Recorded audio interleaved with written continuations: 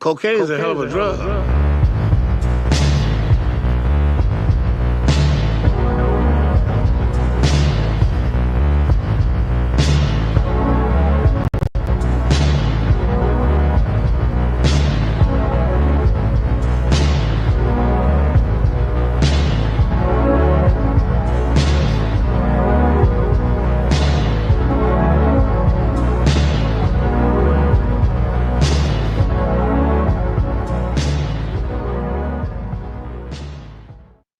What's up, everyone?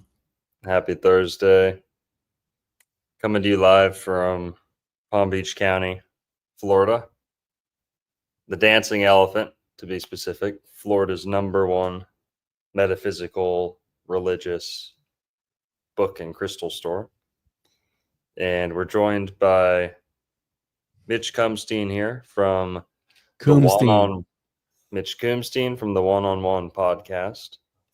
And guys, we left off a couple Thursdays ago talking about Scarface. Juan and I have been doing a Thursday Florida movie breakdown series,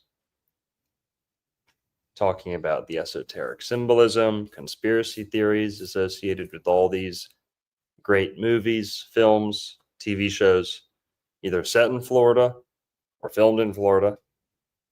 And we've done ones like Truman Show, Edward Scissorhands, whole bunch of good ones. But Scarface was on that list too. Now, we did Scarface like 2 weeks ago, and there was so much to talk about that we had to split it up into 2 parts.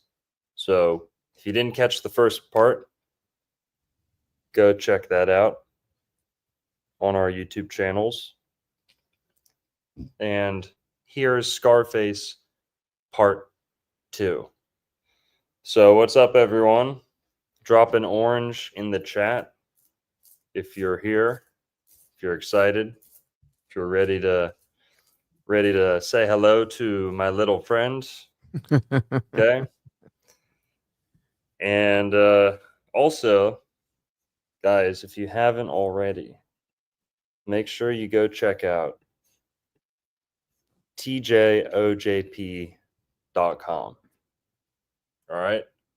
And a show of Puerto Rican flags in the chat here for some Juan appreciation. Okay. You can drop a Puerto Rican flag in the chat. Doesn't exist. Really? I don't know. I'm just talking shit. Puerto Rican emoji. Let's see some Puerto Rican emojis in the flag. Yeah, there we go. Hell yeah. Or some bean emojis. Those are okay too. Some rice and bean emojis. But or the trash emoji. No, just kidding. Yeah, the trash can emoji. Yeah, the trash can emoji. Do the island palm tree. Yeah. And then trash emoji. That equals. It's a very nice trash island, but yeah, I told you it doesn't exist, you see? Damn, that is racist. I'm gonna write an email to Apple. If they can have a pregnant man on there, but they can't have the Puerto Rican flag, that's messed up, dude. Dude, yeah, try searching Jesus in the emojis. You search devil, you get like 10 results. You search Jesus, you get, it's like, because emojis are the new sigils, bro. Didn't you know right? that? They're all pulled out of the Solomonic magic. That's sigils, right? The Goetia. Speaking of which, I pulled something up. Check this out, bro. I make sure to me. Am I coming through the right mic? Yes, I am. I pulled up the movie and the scene where he offs the Jewish corrupt cop and the kingpin, I guess. You know what time it happened at, bro? What time was it? Boom. Oh, move us over. Boom.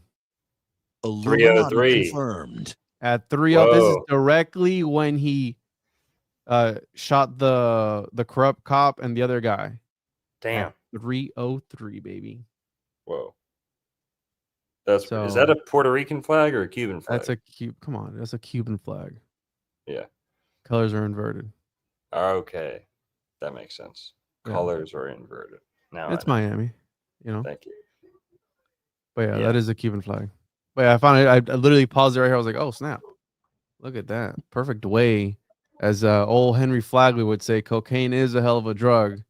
And apparently, Al Pacino did so much of this. It was like a milk powder or something. He did so much of it in this movie that he had respiratory issues for the rest of his life.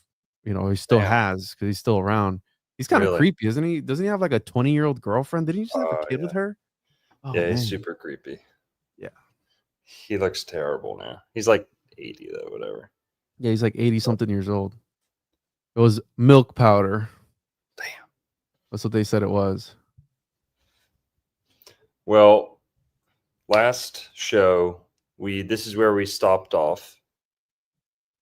We stopped at the scene where Tony Montana gets revenge on his old boss who tried to set him up. And after he gets back at him, he takes his life, takes his house, his wife, his car, and like becomes him, becomes a better version of him, right? Eclipses him. And there's kind of something to this. What's the story my brother knows and told me about? It's like kind of a archetypal myth where there's a story about a magician or like a wizard in a forest who has like a sacred post, you know, like a long tradition of like a place that he's supposed to keep sacred and like watch over, right? And the way that you get this job is by offing the one that came before you. So when you do this job, you become, I forget what it is. Someone's going to know. It's like a common myth or common story. And I think it comes from like the Mediterranean, like Babylon. Really? So hold on. Yeah, it's like a wizard. It's like a wizard of an area who has like, he like presides over an area. And in order to get the job, you have to fight the previous one, who's probably older, a lot older than you. So the younger one comes and challenges him. That's how you get the job.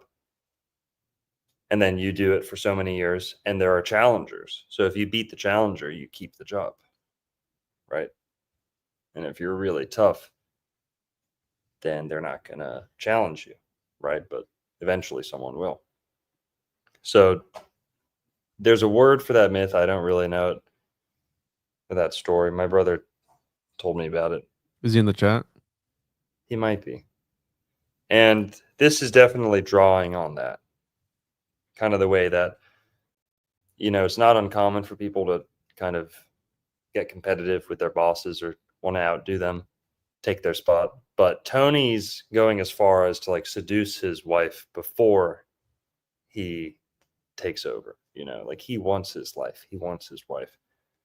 But this is the scene where Tony takes over. Now, in part one, we talked about a whole bunch of rabbit holes, gopher holes with the movie, starting from the very beginning. A lot of innuendos, a lot of Brazilian coding.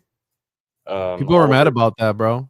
On the comments, some people were saying that they don't like us calling the Brazilians. That's why I say Jazillion. I try and say a Jazillion. Yeah, they were a little angry about that. Some Brazilians were angry about that. Like, what are you talking about? Us Brazilians. I'm like, hey, dude, I don't make the rules, man. You know what I'm saying? Now, we talked about how the director, Oliver Stone, is currently a cabinet member. I think you can call him that.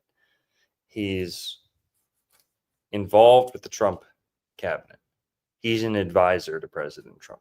Let's just say that. So Oliver Stone, the director, or I don't know if he's the director. He's the creator of Scarface, right? His son is a very, very prominent conspiracy theory YouTuber or like a web show host. And he's had people like Santos Bonacci. He's had everyone on his show, right? Some people say he's a shill. Some people say he's a whatever. But if you've heard them two talk together, seems like they're pretty critical of the establishment. But you know, they're Trumpers. They like Trump. They're, from what I've heard recently, pretty anti-Israel, which is pretty cool. But because they are a Jezillian themselves.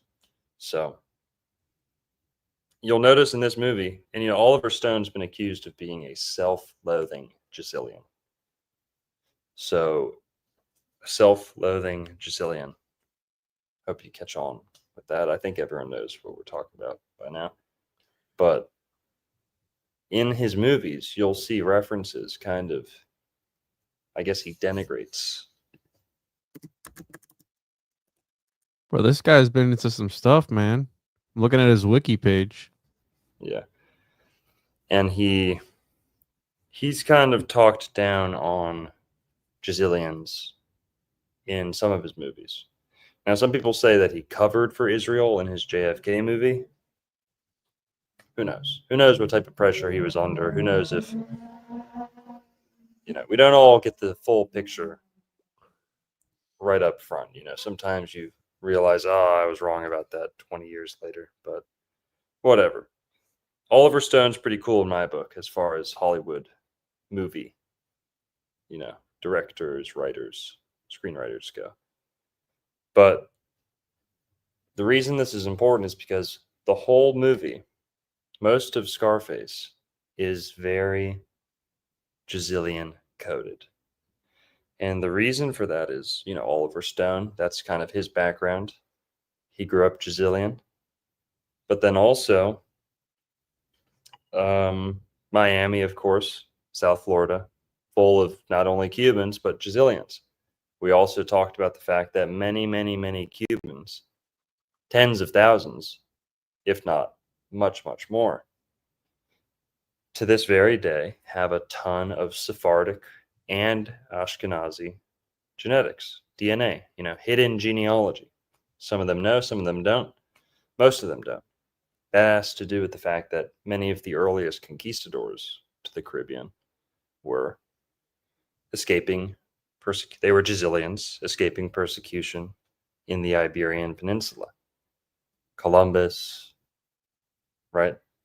All the people who came after him. So there's a lot of that going on in the movie, and many of the characters in Scarface are Jezillian, you know, evidently. You know, it's obvious. Can't ignore it in some scenes. And the names that are used, right? So you could say, oh, it's just a South Florida thing, but I think Oliver Stone was making a little bit of a statement. And because Cuba has such a rich history of conversos, Marranos, Anusim, right? Okay. And also because many of the characters who are portraying Cuban people in this movie themselves are Jezillian, have, you know, yeah, you guys get it. Go watch the first part. You'll see what I mean. Well, there's a lot more of that in part 2. So just keep an eye out for that, right? Kind of the next big, maybe the next big villain of part 2 of the movie. Also the case for him. So, right, because the big villain or the big adversary in part 1 was Jezillian. The big adversary and guy who gets him in part 2, also Jezillian. Okay. Also, right, this story that you're talking about, I almost see it like not so much like a David and Goliath, but this, I think it's part of the hero's journey, right? Where the hero has to overcome the adversaries. And did we lose you, Longo? Yeah, my Wi-Fi cut out. You there? Can you hear me? Yeah. Can you hear me? Yeah. Okay. Sorry. What were you saying? David and Goliath? David and Goliath, you know, the underdog kind of sort of takes over. And it's part of the monomyth where the hero has to overcome the obstacles And maybe that's why this movie speaks to people too, or maybe that's why it's popular, because it does have some sort of that. You know, we talked a little bit about that on the last live stream, where it's about the archetypal American dream, where you come here and you get super mega rich or whatever it is. But obviously Tony Montana took a darker, more sinister path full of death and fear and things of that nature.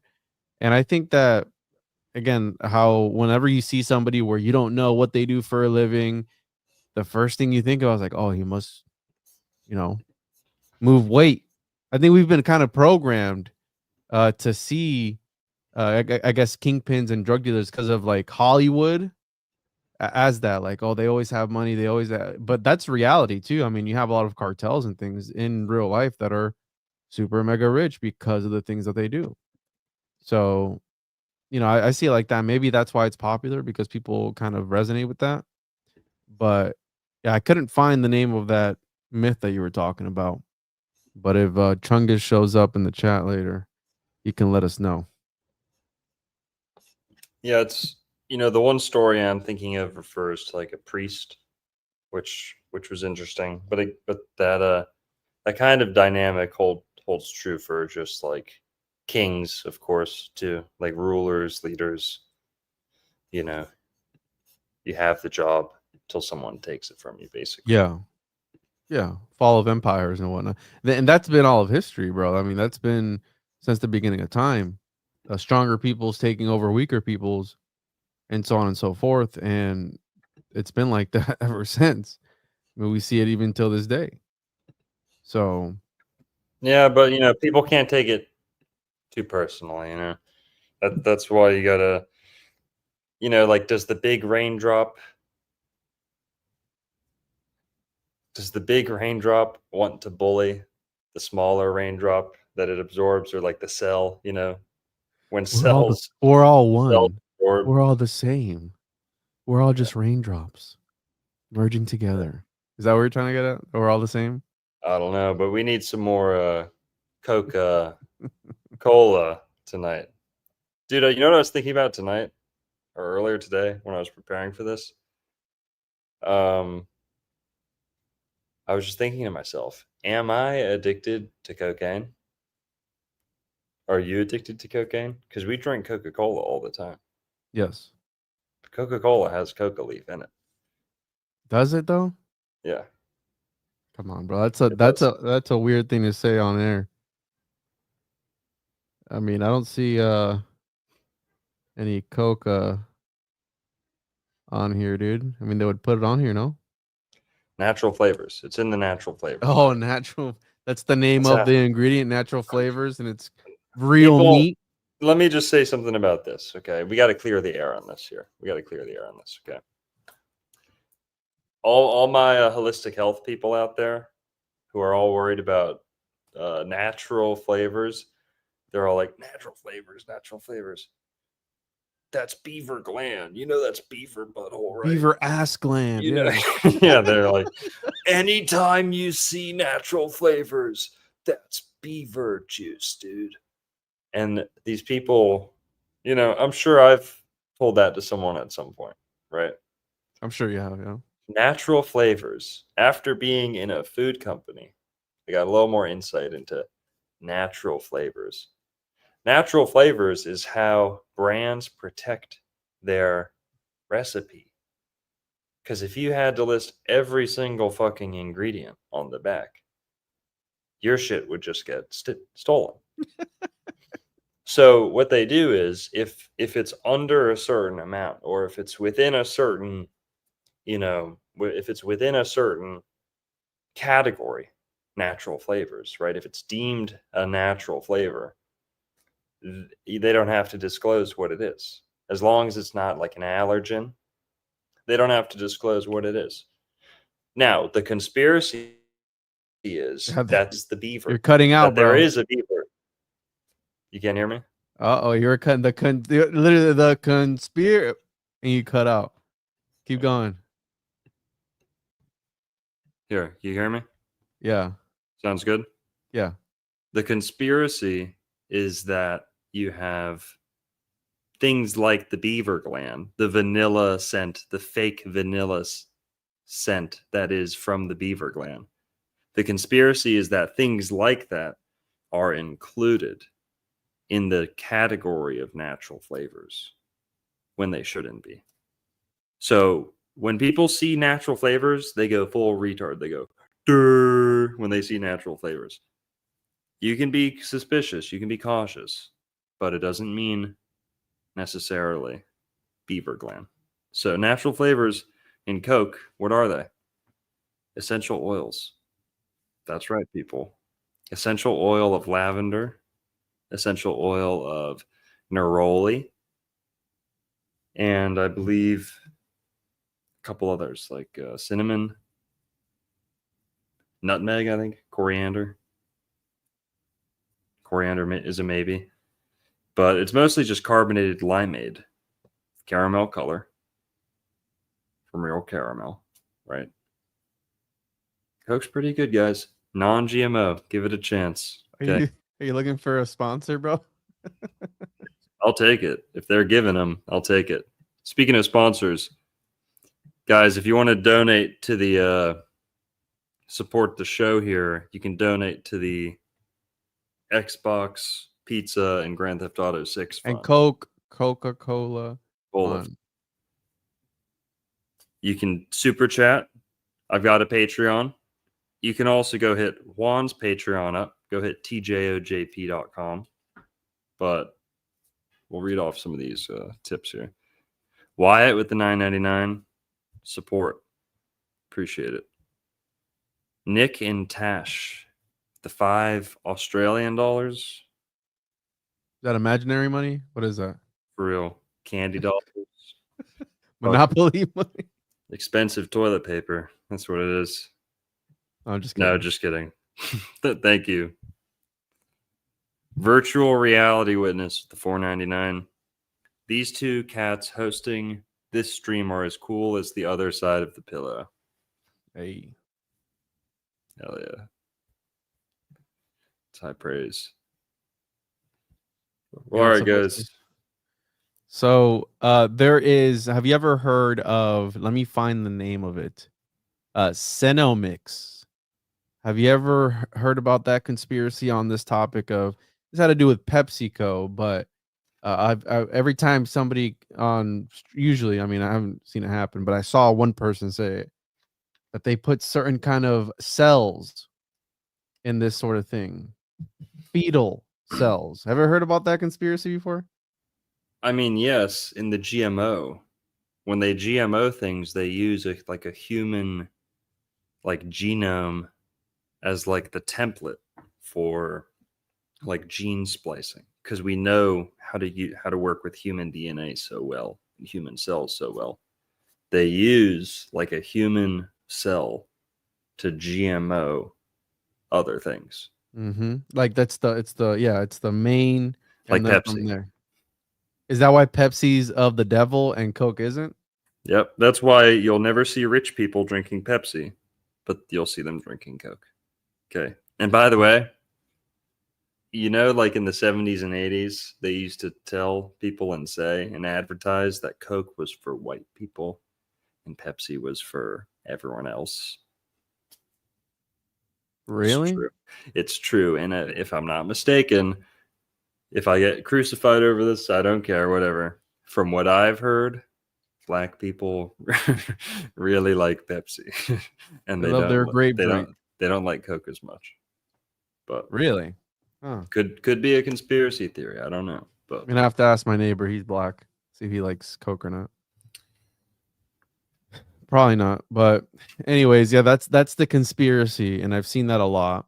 And it goes back to what we talked about, the Wendy's, Watiko, where it's real meat. That's the name of the brand of the meat, but we still don't know how you're saying the ingredients, made with real meat. What is even that? All right, what's in the real meat, bro? And it might be this sort of same thing. But isn't it weird that you're saying that, you're addicted to it, or we're addicted to it? Yes, I drink it every day. Isn't that a bad thing? Maybe they're putting some sort of that's again, that's the McUltra, the McDonald's, you know, where they keep people coming back for more. Is it the sugar? Is it the processed sugar? Like, what is it? You know? Yeah.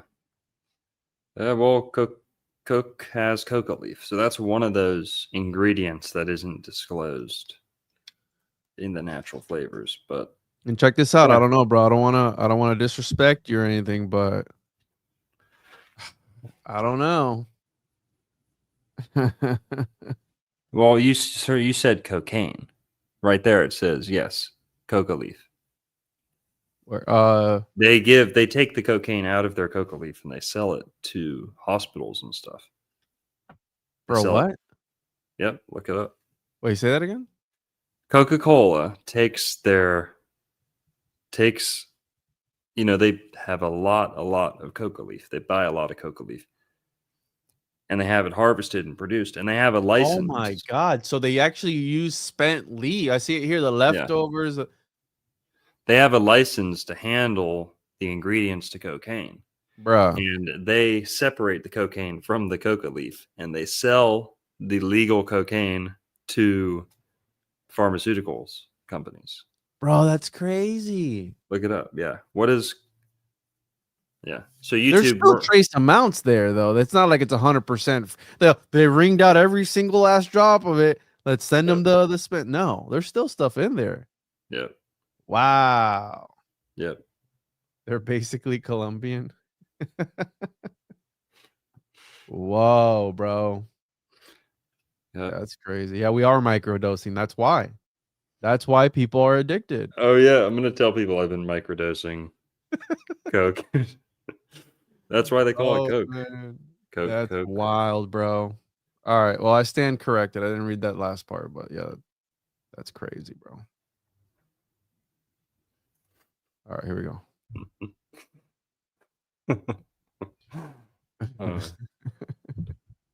Hell yeah. If you don't like it, you can get out. Just teasing. That's what the doctor prescribed. But, well, let's pick up where the movie left off. We see him execute his previous boss. Then he executes the DEA agent, right? Or chief of police or whatever he is. And nobody thought Tony had the balls to do that, right? He didn't have the balls, right? He didn't think Tony had the balls to shoot him. He acted like didn't have a care in the world. Well, Tony gets rid of these guys. He hires his enemy's bodyguards, right? Pretty classy move. And then he goes and he wakes up his wife, the wife of his dead boss, who he just executed. Wakes her up and pretty much says, get your shit. You're mine now. Right? That's why people love this movie too. It's like that easy, you know. No dates. Guys, come on. Let's just fantasize for a sec. No dates, none of the texting bullshit. None of the what are you doing in 2 weeks? Living in the moment. Just here's my gun. He's dead. Get in the car. We're going. Come on, ladies. You know you like that. Come on, ladies. Check out that last comment. That's a good comment right there. That's crazy. I've been to that museum. Coca-Cola Atlanta? Yeah. Why did they choose Ocala, Florida? Ocala? Coke Ocala? Coca-Cola? Come on, hit the button, bro. What? Hit the button, bro. Come on. Sorry, wrong. Illuminati confirmed. The FBI is going to be coming soon, bro, if we keep exposing their secrets. Right? Got $1.99 from Virtual Reality Witness. I prefer Woodford Reserve. Neat. Nothing beats that. Alcoholic drink? What is that? I don't know what that is. Woodford Reserve Neat. I mean, that's usually what they say. Reserve and Coke. So it's a drink. Yeah. It's a popular bourbon can be mixed with Coca-Cola for a classic, simple cocktail known as bourbon and Coke or whiskey and Coke. Yeah. Vehicular Alchemy with the 9.99. Hey, Sup, gents. Hope all is well. Been busy, but sending all love. Appreciate Yep. it. Thank you. I was just making sure they didn't show any titties on here when I pulled it up. D is yours. Oh, Capital D. All right. Well, anyways, it says the world is yours, and then from there on, he has this sort of epiphany. This is after reuniting with his with the woman that's going to be his wife, which was the former wife of the former kingpin. Yeah. And he looks outside his window and he sees a blimp or an airship. It says, "The world is yours." Yep. And then can you like skip through the scene a little bit so people can see like oh. There you go. Well, it's 10 seconds unless you he looks at it and then he's like, "Okay, man." And then he like takes over the world. The hell does that say? Pan American Airlines. Which okay. Yeah. And that's a reference to the original. So this is all in the original Scarface story. I believe it's in the book, but the 1930s movie. I believe Tony Camante, I think his name is. Yeah. Not Tony Montana. The original gangster story. And he looks up at a blimp. And what years did Blimps come out? They've been around for a while, dude. Dude, that's where we're going tonight, dude. That's what we're getting into. We're about to go balls deep on Blimps. Ooh, 1852. Damn. The fucking Inca had hot air balloons. Leonardo da Vinci had hot air balloons. They've had hot air balloons in China for like 2,000 years. Really? Yeah, look it up. Yep. I know it's connected to Tartaria, free energy, all that shit. I know that. But 2,000 years ago, bro? Come on. The first steam-powered steerable airship, often considered the precursor to blimps, was invented in 1852 by French engineer Henry Giffard. While Giffard's airship was the first full-sized airship, the term blimp specifically refers to non-rigid or semi-rigid airships that rely on internal gas pressure to maintain their shape.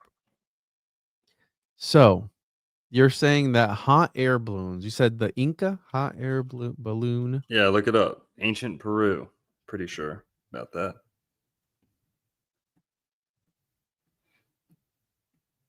Is that how they were able to draw was that the Nazca lines? Was that who did the Nazca lines? Yep, that's a good theory. Yep. Oh, I see something here. Let me pull it up. They were made of like animal skins. Yep, those are them.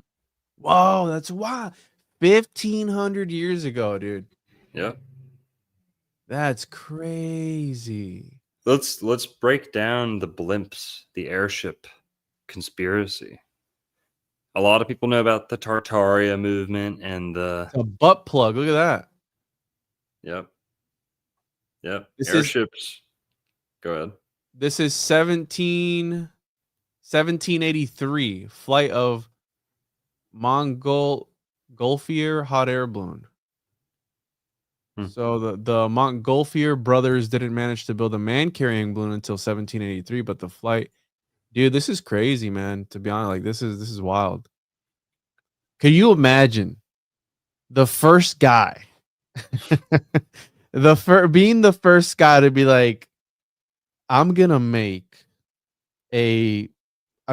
that's essentially flesh. I'm gonna take this flesh and make a balloon out of it. And I want to go in it to fly in the air. Who thinks of that? Can you imagine being the first guy to do that and getting that idea of like, I'm going to go float in the sky with this piece of flapping flesh, as you're going over. That's wild, man. I didn't know it went back that far. It's more compelling now if you're gonna get into the blimp and the airship conspiracy. Now it makes more sense. Yep. Yeah, and also, as far as airships in America, Florida was the capital of airship activity in America. Now, passenger airships, they probably, in terms of people, they probably did a lot more in like New York and Chicago and stuff like that. Because, Florida didn't really get developed until like 100 years ago. But before Florida was even developed, full of airships. America's #1 airship port for a time, Skyport, was in Opelika, Florida. Opelika, Florida, just outside Miami. And that was started by a guy named Glenn Curtis. Glenn Curtis was a competitor to, thank you, Juan. So yeah, we could talk, there's so many, ways to approach the whole airship thing, but one that I've covered a lot on my channel is this guy, Glenn Curtis. There's an entire city just outside Miami, a suburb of Miami, called Opelika, Florida. The whole city is designed in like Muslim, Arabic, Moorish architecture. And they tell us, the history books tell us that Glenn Curtis, this guy who used to be a motorcycle rider, he was like the Evel Knievel of his time, kind of. He was one of the first guys to ever slap a gasoline engine onto many, many different vehicles. So, for example, he didn't have anything to do with inventing the airship, but he is credited with adapting the airship to gasoline, largely. And kind of his role in the whole new century was to get devices, machines, vehicles that people were using for decades that were already, often steam powered, electricity powered, right? Cleaner energy, more renewable, more like free energy if you want to go real Tartaria. His job was pretty much, there's a motorcycle that's electric. Let's convert it to gasoline. There's a hovercraft that's like steam powered. Let's convert it to gasoline. There's an electric car in 1910, right? Electric cars in 1910, they don't like to talk about that. Because guys like Glenn Curtis were adapting them to gasoline. So he's I think most famous for competing with the Wright brothers and building airplanes, building gasoline-powered airplanes. He's also famous for breaking a lot of land speed records as a motorcycle rider. On the east coast of Florida, near Ormond Beach, Daytona, Daytona's the racing capital of the world because of how flat its beaches are. And its natural beaches are so flat that you can take a motorcycle and go 150 miles an hour on the beaches. No potholes, no cracks, no nothing. No hills, no dunes. It's like perfect, flat, like a track. Wasn't there a conspiracy that he stole some information from the Wright brothers, was it? Can you correct me on that? No, you're right. So he got started, like everything he touched, he got famous for. And maybe I'm just jealous. Maybe this guy's as great as they say. Maybe this guy's like the new Leonardo da Vinci. Okay. But I know that he was caught up in a lot of scandals. And one of those was one of the earliest scandals that the Smithsonian was ever involved in. So Glenn Curtis, while he was competing with the Wright brothers to kind of invent the first flight-worthy, long-distance self-propelled airplane, while he was competing with them, Did we lose you? he conspired with members of the Smithsonian Institution, I forget. Smithsonian Institution. But he conspired with, I forget the guy's name, but he was a leader, like higher up in the Smithsonian. They conspired to steal kind of, what would the word be? I don't know if it was a patent. I think it was just like a achievement. Like, I was the first to do this. It wasn't the first airplane flight. It was something else. Like bragging rights, like the recognition for it versus. Yeah. It was something. It wasn't the first flight. Oh, right here, the patent dispute. Yeah. Okay, it was a patent. I was wrong. It was over a patent. So apparently he conspired to steal a patent or to have one of the Wright brothers' patents delegitimized. So the Smithsonian conspired with him to help him do that. And they all knew it was wrong when they were doing it. But want me to read this part? Yeah, go for it. A patent lawsuit by the Wright brothers against Curtis in 1909 continued until it was resolved during World War I. Since the last Wright aircraft, the Wright Model L, was a single prototype of a scouting aircraft made in 1916. The U.S. government, desperately short of combat aircraft, pressured both firms to resolve the dispute. Of 9 suits Wright brought against Curtis and others, the 3 suits brought against them, the Wright brothers eventually won every case in courts in the United States. So these guys were working for the government. Yeah, and I guess they ended up working together because they had a company called Curtis Wright. Oh, wow. But, yeah, they ended up coming together, or people, I don't know much. I could be, I could be way off base here, but they ended up coming together, or at least their names were brought together, right, in the company. So, but that's one of the scandals he was involved in, and it doesn't reflect well on the Smithsonian. But, if that's the type of guy he is, and he's credited with all these inventions, he's credited with inventions in cameras. He worked for Kodak before they became Kodak. And right here, bro.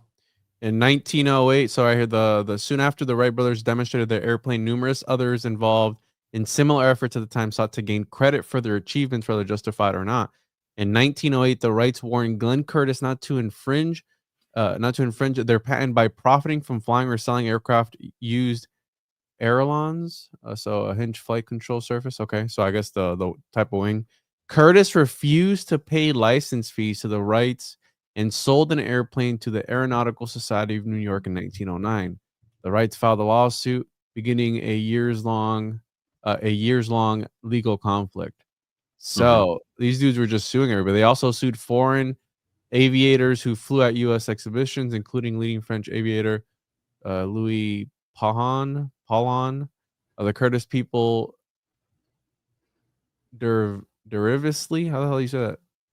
Derisively. Derisively. I don't see the word. Oh, sorry. We're blocking it. Suggested that if someone jumped in the air and waved his arms, the Wrights would sue. So these guys were kind of known for that. Yeah. Huh. Interesting. But, that's not the only scandal Curtis was involved in. When he, just look at the trajectory of this guy's life. He was pretty young when he died. I don't think he was older than 50. Find out how old he was when he died. 52. 52. Yeah, young guy. And guess what? If my memory serves me correct, he died either in court or immediately after court. So he was involved in like another dispute, and he died very suddenly after court or in court. He co-developed the city of Hialeah with James Bright and developed the cities of Opa-locka and Miami Springs, where he built a family home, known variously as Miami Springs Villas House. So it's an actual place, or it is still around, I guess. Historic home. The Glenn Curtis House, after years of despair and frequent vandalism, is being refurbished to serve as a museum in his honor. Frequent hunting trips into the Florida Everglades led to his final invention, the Adams Motor Bungalow, a forerunner of the modern recreational vehicle trailer, named after his business partner and half-brother G. Carl Adams. So fifth wheel trailer. Yeah, I remember shitting on him a ton in YouTube videos, and then realizing he like invented the RV, and like and I was like van lifing. Yeah, the Aero car, right? That's the one that's like all metal. Is that the one that, or is that the Streamline? He also invented quote unquote invented or developed a hovercraft. Ooh, like hovercraft, that went over water. Like an airboat, which would make sense if he's in Florida, right? So Curtis, this is a controversies. Curtis, working with the head of the Smithsonian Institute, Charles Walcott, sought the head. Oh, the head of the Smithsonian. The head, bro, is a conspiracy. Yeah. Whoa. Like a legit conspiracy. Sought to discredit the rights and rehabilitate the reputation of Samuel Langley, a former head of the Smithsonian who failed in his attempt at powered flight. Oh, so it was like my boy did it first. You're not going to get the credit. Powered flight. Secretly, Curtis extensively modified Langley's 1903 Aerodome, then demonstrated in 1914 that it could fly. In turn, the Smithsonian endorsed the false statement that Professor Samuel P. Langley had actually designed and built the first man-carrying flying machine capable of sustained flight. Walcott ordered the plane modified by Curtis to be returned to its original 1903 condition before going on display at the Smithsonian to cover up the deception. In 1928, the Smithsonian Board of Regents reversed its position and acknowledged that the Wright brothers deserved the credit for the first. Dude, that's crazy. That's wild, man. Like, there was a legit conspiracy because his boy before him had created it, and then they modified it back before putting it on display. Yeah. That's wild. So he suffered an attack of appendicitis, which actually I've had that. Really? I got mine taken out. Yeah. Damn. Yeah. Complications. So he died on July 23rd, 1930 in Buffalo, New York, of complications from an appendectomy. Dude, that's why you're so into the homunculus, because you probably tried to grow an appendix back, right? No, I didn't. Yeah, I did. I almost died actually from it. They said that if I would have been an hour later, I would have been dead. So I wouldn't even be here. Yeah, that's what they told me when they took out my wisdom teeth. What? No, just kidding. Just teasing. Yeah, but I did almost die from it because mine actually mine ended up rupturing, and I was like in the early stages of septic shock, because essentially you really shit into your bloodstream. Oof. And you go septic and then you just die. Oh. So I was in the early stages of that, but they got me, unfortunately. And I'm here today.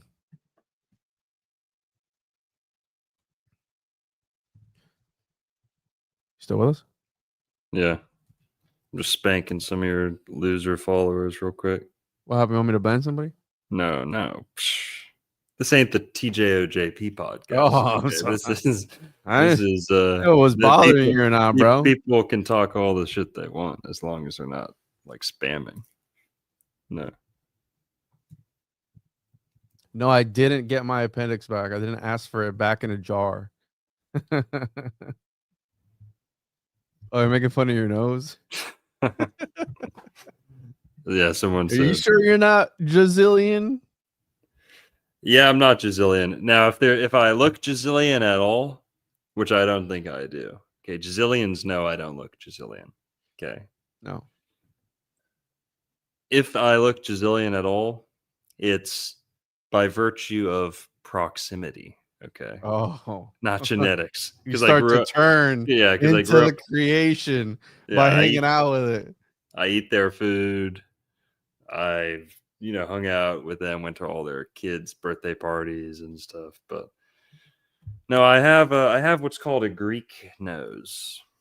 Okay, and you're clearly jealous. Go look at all the statues around the world. Oh, here we go. They don't have stubby little A underdeveloped honker on them, dude. mutant noses. Okay, they don't have little English bulldog noses. Please call in. Let's see what a specimen you are. I've got a. You want to know how to find out if you have a Greek nose? That's a big ass nose, bro. Damn. There you go. You can smell Puerto Rico from here. Yeah. No crook in my nose. Okay. Uh-oh. Yeah. Well, I mean, it makes sense. A lot of people, when they get their nose reconstructed, they usually want like a pointy kind of nose, right? Yeah. Long noses. People are gonna cringe. I don't care. You can fucking blow me. Long noses are a sign of intelligence. Okay. They're a sign of wisdom. How about wide noses? What does that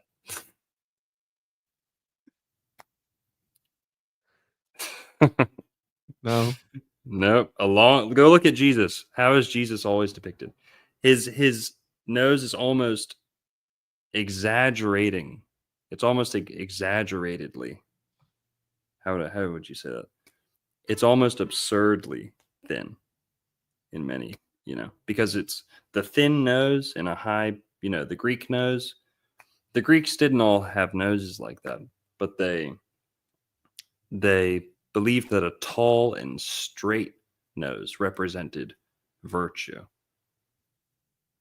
Crooked noses, hooked noses, not so much. Now, there's nothing wrong with big and long, folks, but let's make sure we're, being more,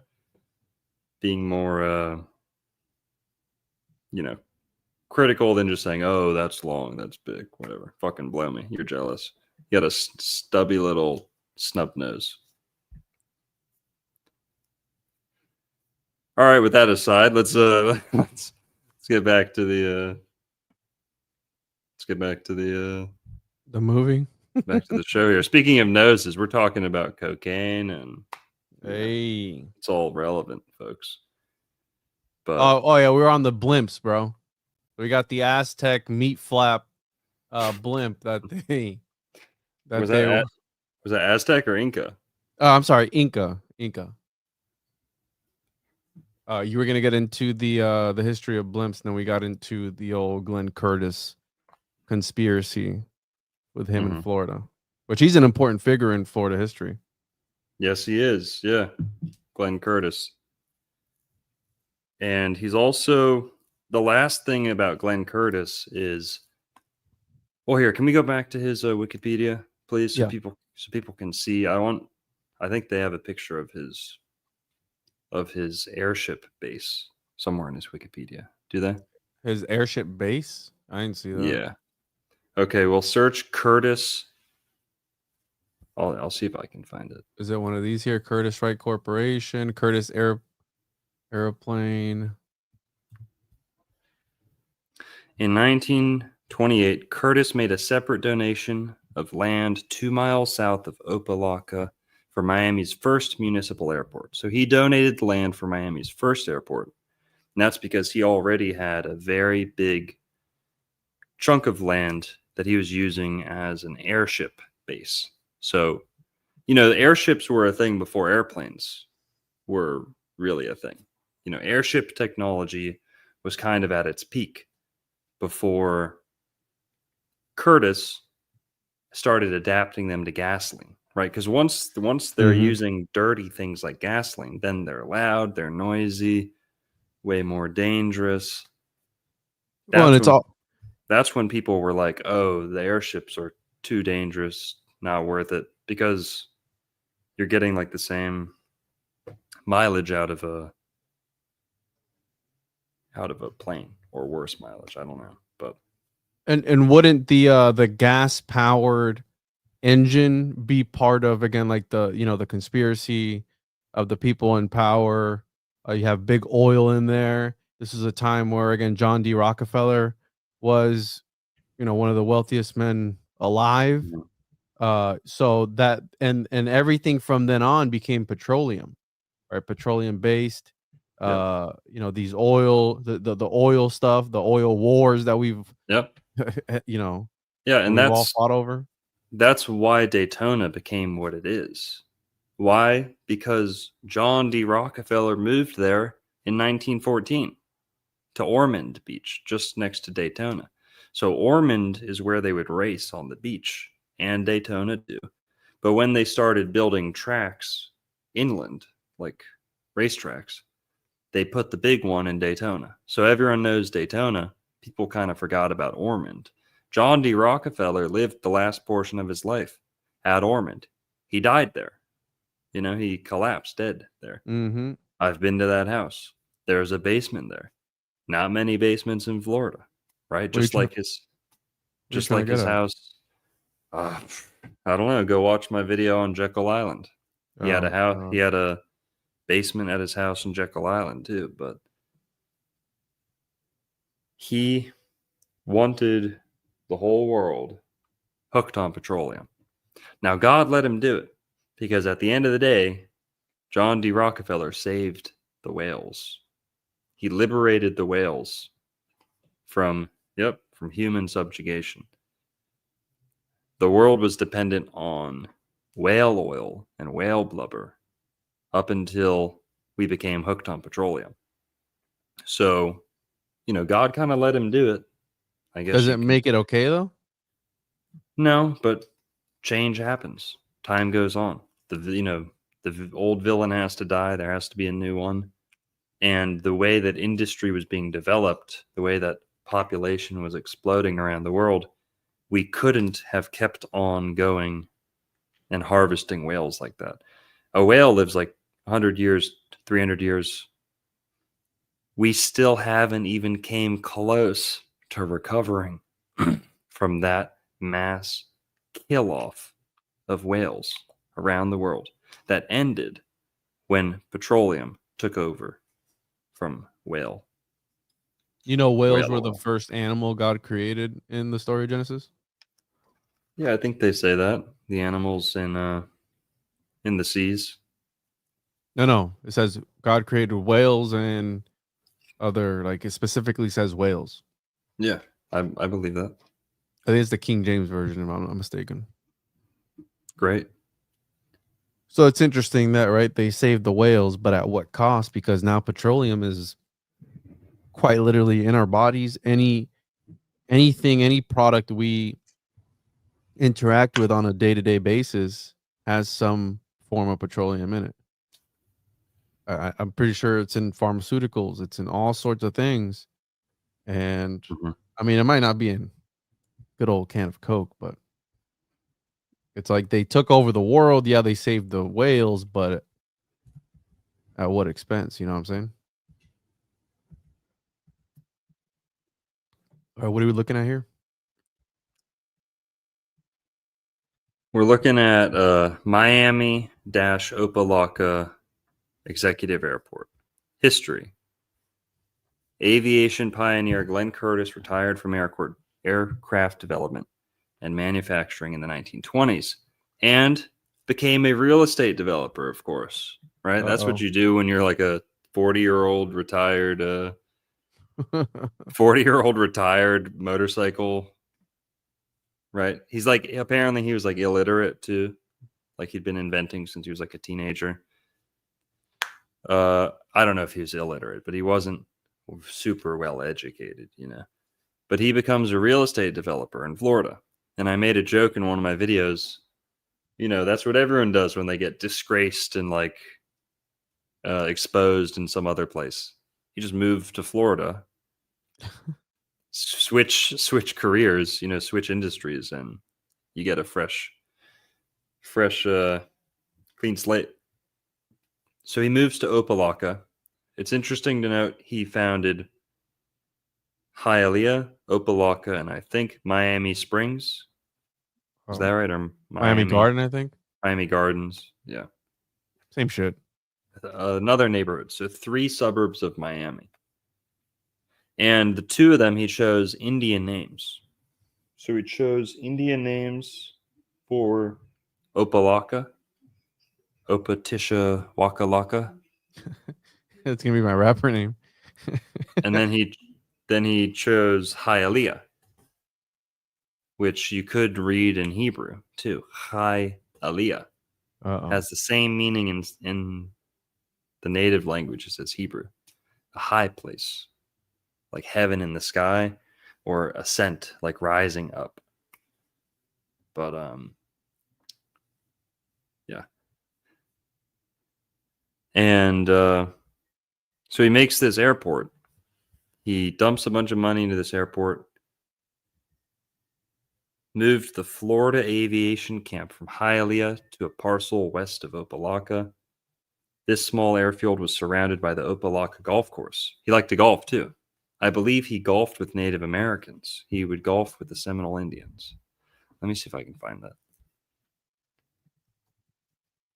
Like to golf with the Seminole Indians and then picks like a Native American name? You think he was tapping into some sort of indigenous power or something? Maybe that area does that area have any mounds or anything? Yes. Oh, and dude, I've got this crazy story. So I've got a newspaper article where the Seminole Indians were shooting at airships. They were shooting at the airships. They didn't know what they were or something. They were shooting them in the air with bullets. And they found out that it was the Seminoles doing it. So they invited the Seminoles onto a trip, onto a flight in the airship. And they went, and they have all these videos of it. And it was Glenn Curtis who was behind this. What does it say there about the Goodyear blimp?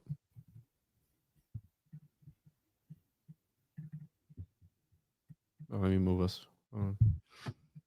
Yeah, well, the following year, the Goodyear blimp started operating out of this hangar.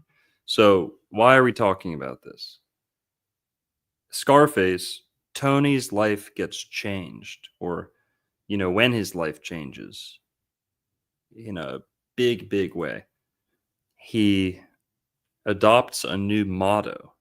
And that motto comes from the airship, the blimp, whatever you want to call it, right outside of the scene of the crime that he just committed. And it says, "The world is yours." Now, that's in South Florida, and that's a well-known South Florida thing, that there's a ton of airships here. It's one of the few places in America where you can still see an airship almost daily, a blimp. And it's mostly Goodyear, but, back in the 80s, I guess Pan Am had airships there too, or at least they worked one into the movie as a tip of the hat to the original one from the 1930s. But so Glenn Curtis was the first guy, to my knowledge, to make Florida a big destination for airships. Let's take a look at a little folder I got here. Oh, check this out, dude. I have some pictures of a Zeppelin in Miami in 1933. Dude, I think I'm gonna. I got that same. That's the picture right there. Yeah.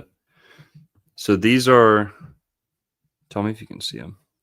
Yeah, move them over a little bit to the left. Hang on.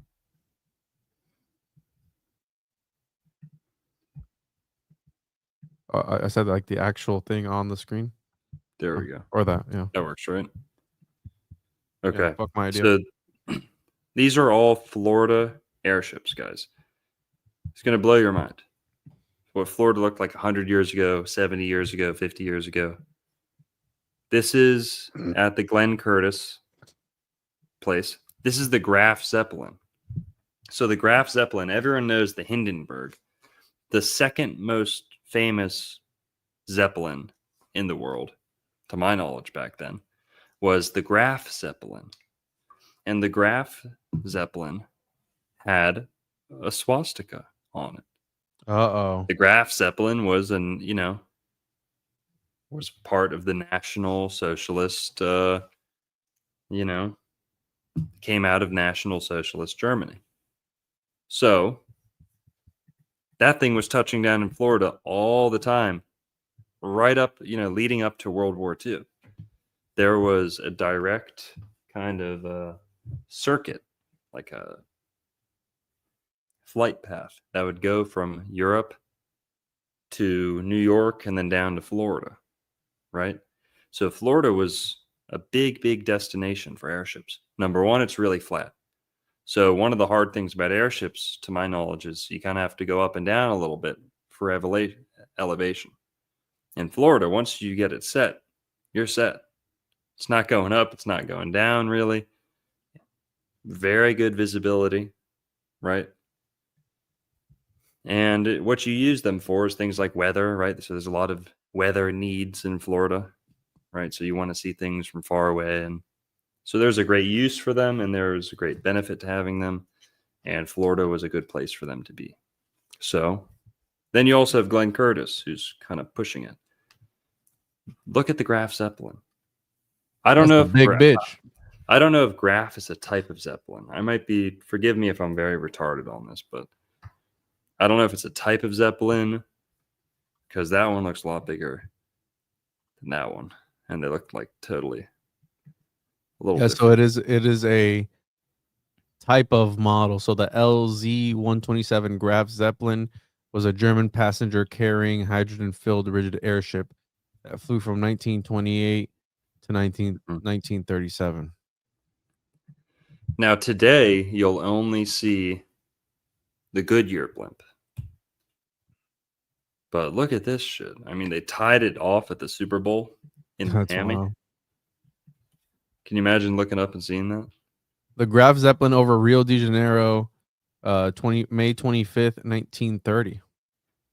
Looks crazy. Did this thing like knock over a tower? You see that? Looks like it just knocked over a tower. Yeah, people are like screaming. Oh my God.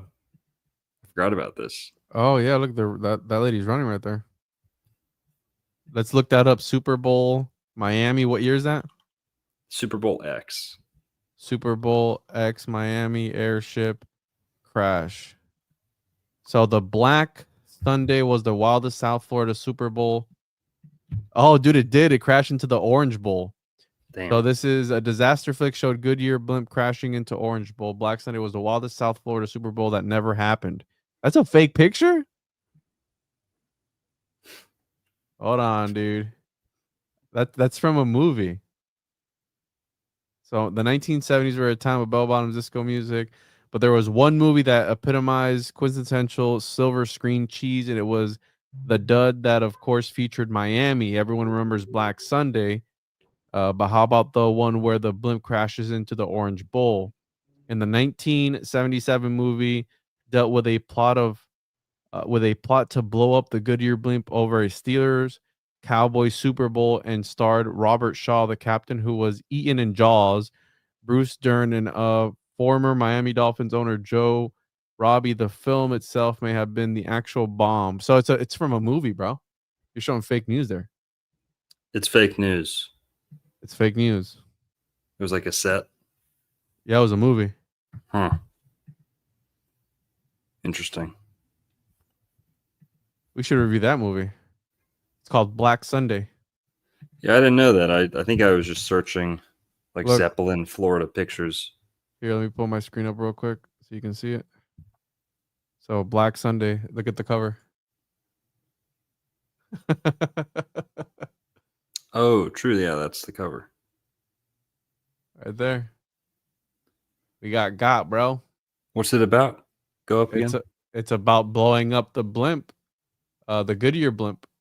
Hell yeah. So operatives. Uh-oh.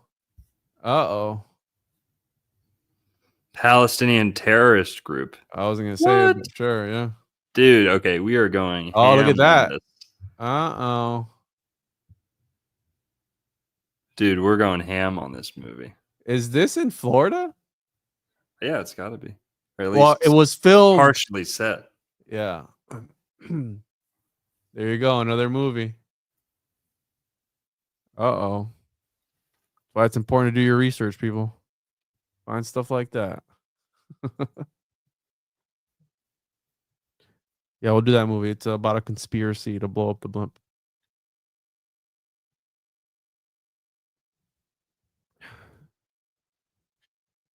All right, what do we got here?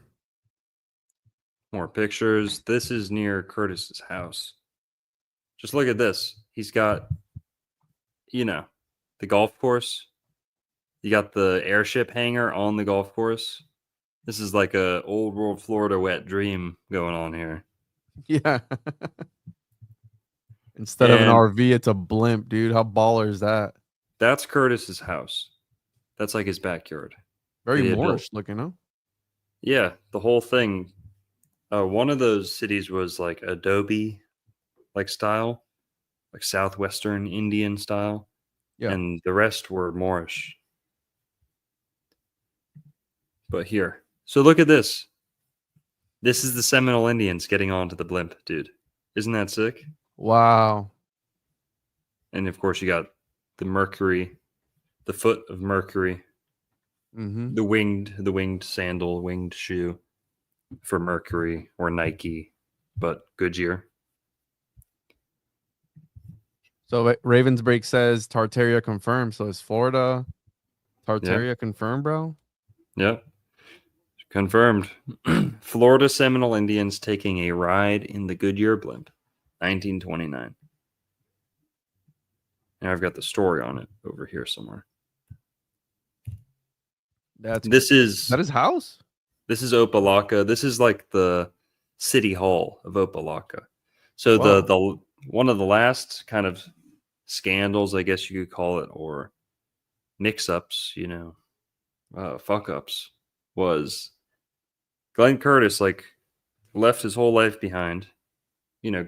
Granted he was disgraced. Leaves his whole life behind, moves to Florida, becomes a real estate developer, develops these 3 suburbs out of thin air, right? Just like swampland, pretty much before that.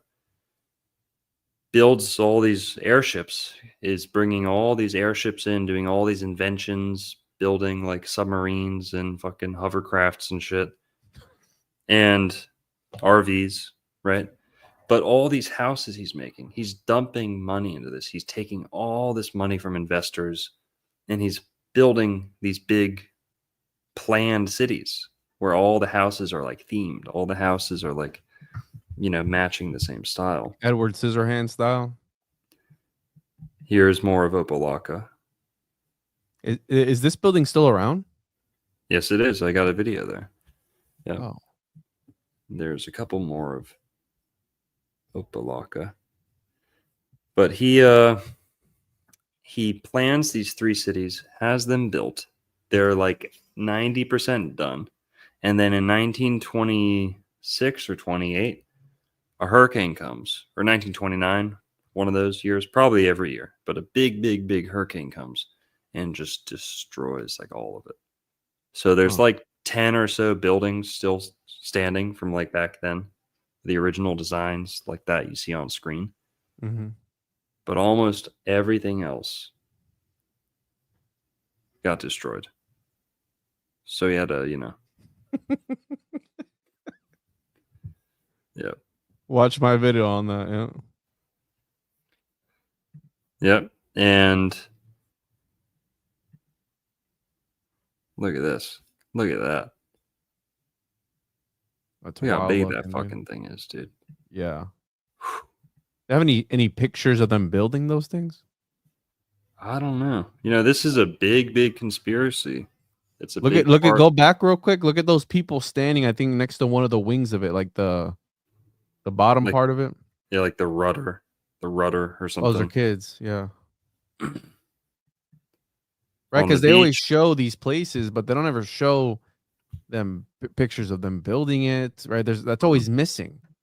And it's like you have the technology to build this big thing, but you don't have at least paint it or something, you know what I'm saying? Yeah. Look at that. Walking down the street.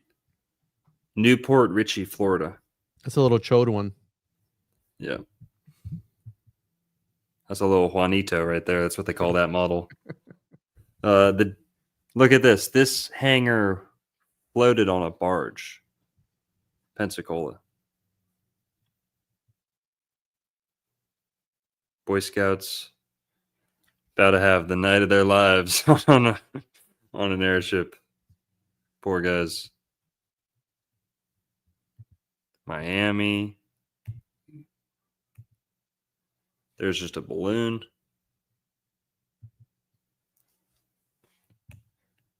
That's crazy, dude. Regular sight for Miami 100 years ago. 100 years ago. Can you believe that?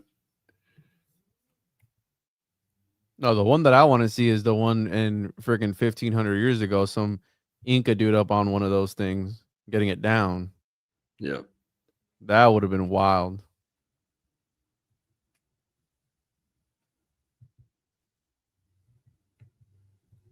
Crazy. Which is the one that crashed? You know which one I'm talking about? Like Hindenburg. So, what did you say? The humanity or something like that.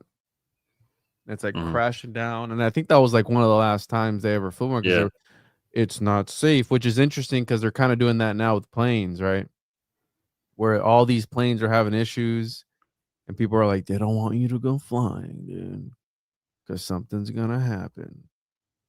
Mm-hmm. So again, propaganda. So here, this is what I wanted to read. Seminole leaders view Everglades from air as passengers aboard dirigible. The outstanding event of the Christmas holidays, for which Seminole Indians from all parts of the Everglades gathered in Miami, was the flight in the Goodyear dirigible Defender, which was taken by 5 of the leaders of the tribe. Left, above, the Indians are shown gathering around the dirigible as preparations are made for the flight. More than 130 of the tribe were present at the airship dock to watch the start of the flight. Yeah, okay, but what's the story? They've got the story somewhere. It's crazy. They were shooting at the airships, and they said, okay, let's just bring them up into one so that they know what it is, so that they'll stop shooting at them. They thought they were like cargo cult. Yeah, they thought they were like sky gods. You know, they thought they were like, yeah. And why did that guy have the swastika on his? What was the whole deal? Because they were part of World War II. Why? Say it again. Why do you have the swastika on there? Because the Graf Zeppelin was German in the 1930s, so almost everything German had a it's like American vehicles, might have an American flag on them. All right, but yeah, and Florida was pretty sympathetic to some of those sentiments. Believe it or not, a lot of Floridians. And after World War II started, they caught a bunch of German saboteurs behind enemy lines, like our lines. There were submarines that they found in Florida through both World Wars, and they would catch German like assassins and spies in Florida all the time during World War II. But so yeah, that's everything. Big, rich history of airships in Florida. Now, you guys might think that's it, right? Surely there can't be like hours and hours worth of airship content. Well, can you look up Lou Pearlman, please? Lou Pearlman? Lou Pearlman. Yeah. This fucking guy? That specimen? Yep, click on him. Yep. Hell yeah, let's get into it. Scale more. Lou Pearlman, Louis J. Pearlman, was an American music manager, Can you click on his picture real quick so people can see him? Yep, that's Lou Pearlman. Louis J. Pearlman. All right, go back to his. Go back to it so I can read it.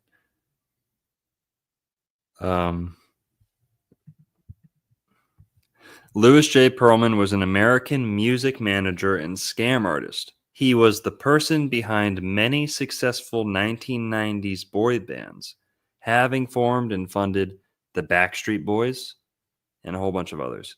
After their massive success, he then developed NSYNC. You guys heard that right. This is the guy. This was the handler, the manager, the pimp of the Backstreet Boys and NSYNC and all the other groups like that. There was like 10 of them. Wow. In 2006, he was accused of running one of the largest and longest running Ponzi schemes in United States history, leaving more than $300 million in debts. After attempting to evade capture, Pearlman was apprehended in Bali, Indonesia, in June 2007. You know, he was really just finding himself and confronting his shadow and connecting with like-minded people. You know, Bali's where you find yourself, guys. Is it? Bali's a great place. Bali's yeah. So he was in Bali. He was manifesting abundance in Bali. He pled guilty to conspiracy, money laundering, and making false statements during bankruptcy proceedings. In 2008, Pearlman was convicted and sentenced to 25 years in prison. He died in federal custody in 2016. Big Papa. Yep, nicknamed Big Papa and Incognito Johnson. Check this out. Hang on, we'll get to it. Yeah.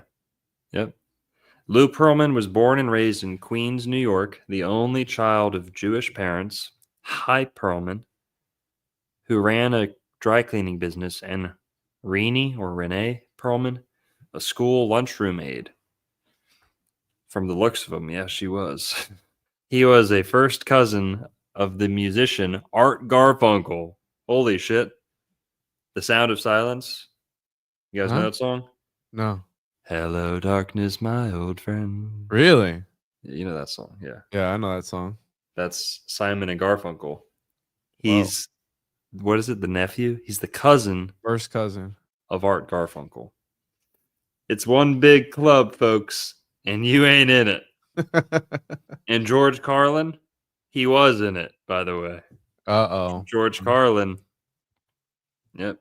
It's usually the ones that are most loud about it that are in it, you know? George Carlin was not the great ally people think he was. Let's just say that. Just because you can yell and complain about something that's really obvious doesn't mean you're fucking a genius. George Carlin.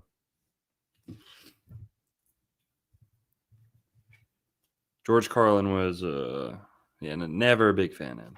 Never liked him. It's like, if that's what it takes to get your attention, like a dude screaming his ass off, nah. Lou Pearlman's home at Mitchell Gardens Apartments was located across from Flushing Airport, where he and childhood friend Alan Gross would watch blimps take off and land. Now, this is where it gets creepy, Mitch. Because Lou Pearlman, he's known, today he's known as the boy band guy. He's the guy who created the boy band industry, or really pioneered it, developed it. But up until then, he was known as the Airship guy. He was the man, the guy to talk to for airships, blimps. He was the guy who rented them to all these other companies for events. And if you wanted an airship in the 80s, that's who you talk to. So let's see. Where did they get the airship? He sold airships, bro. Yep. Let me check. If I had to put money on it, The Backstreet Boys. That's a pretty big name. so Pan American Airlines. I don't know. I don't know how we'd figure that out, but that's what he did. He would sell his airships and rent them out to Hollywood. You know, they're going to make a movie. They need an airship. They need an airship for a commercial. People want to advertise on his airships. That's what they were really for, too. You know, advertising. That's what he did. So before the whole boy band thing and during the whole boy band thing, he was an airship mogul. You know, that's how he made all his money. That's how he made all his big connections. And Bro, so is this true? Well, this is AI. This is an AI breakdown, so just keep that in mind. Lou Pearlman, the founder of Airship International, was that him? yeah, that's him. What are the odds, dude? What are the odds? You see how weird this is? People who have no business working with airships. I don't know. What the I don't know. fuck? But here's what's crazy. There's a chance that the airship used in the movie Scarface is one of his. I'm not going to say I know that for sure. I don't know. But there's a chance. That's all I'm saying. There's a chance. Now, what I do know is that he was active in the 80s. That's when he was really big with the airships. And we also know that him, Lou Pearlman, trust me, Oliver Stone knows who Lou Pearlman is. I can guarantee you that. Okay. Unless you were living under a rock in the 80s, you know, or in the 90s, you know who Lou Pearlman is. So, and also like using a blimp in the 80s, it's like using basketball in the 80s is Michael Jordan. You know, it's like it's not a direct association, but it's not a direct reference, but it's an easy association to make. I'm gonna try and find to see if they have to see if they give him credit in the movie, you know? Yeah. You know, that's what he did. So I'm not going to say I know for sure, but I'm taking a guess. There's a good chance that was one of his blimps. So basically, okay, here's what's interesting. Tony Montana steals the life of his ex-boss and then walks outside, or he walks up to the window and sees his new life's motto on the side of an airship. It's the airship that marks the great shift in the movie. Well, when we look at the life of Lou Pearlman, who's also a Gisilian, is a Florida guy. This is a Florida guy. All that was happening in Florida. All the boy bands and the recruiting. Britney Spears was under his management for a time too. All these people, they were coming out of Disney or going into Disney. And he was like a Disney pimp who would use them in other projects, use the Disney kids in other projects. He's also the airship guy. Are you kidding me? He's the last guy who's like, you know, if airships really were this glorious form of travel and lifestyle and high society, and kind of like the zoo, you know, we talk, or not the zoo, the circus. I always talk about the circus. There's all these conspiracies with African animals and Moorish Americans and fezzes and all this, you know, clowns, all these conspiracy theories. And the circus is kind of a way to just bottle it all up and toss it to the side, right? Or disposal, to kind of dispose of the conspiracy theories. Well, the blimp Lou Pearlman being the blimp guy is kind of like that all over again. Him being the blimp guy, it's like when you think of blimps, you don't think of glorious, refined air travel, delicate, graceful air travel. You think of Lou Pearlman, you think of marketing, you think of advertising, right? Slap a fucking billboard on there. That's all it is, right? It's like degenerated. It is perverted, used for their worst, most commercial application. So Lou Pearlman, okay, what I was going to say was Tony, like almost identity thieves, commits identity theft almost. He takes the life of this boss, literally and figuratively.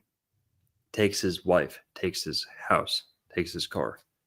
Then the airship kind of gives him the encouragement, right? Fuels the fire for the next half of the movie, next half of his life. Well, is there another parallel between that and Lou Pearlman? Is there another connection beyond just the blimps? Well, guess what?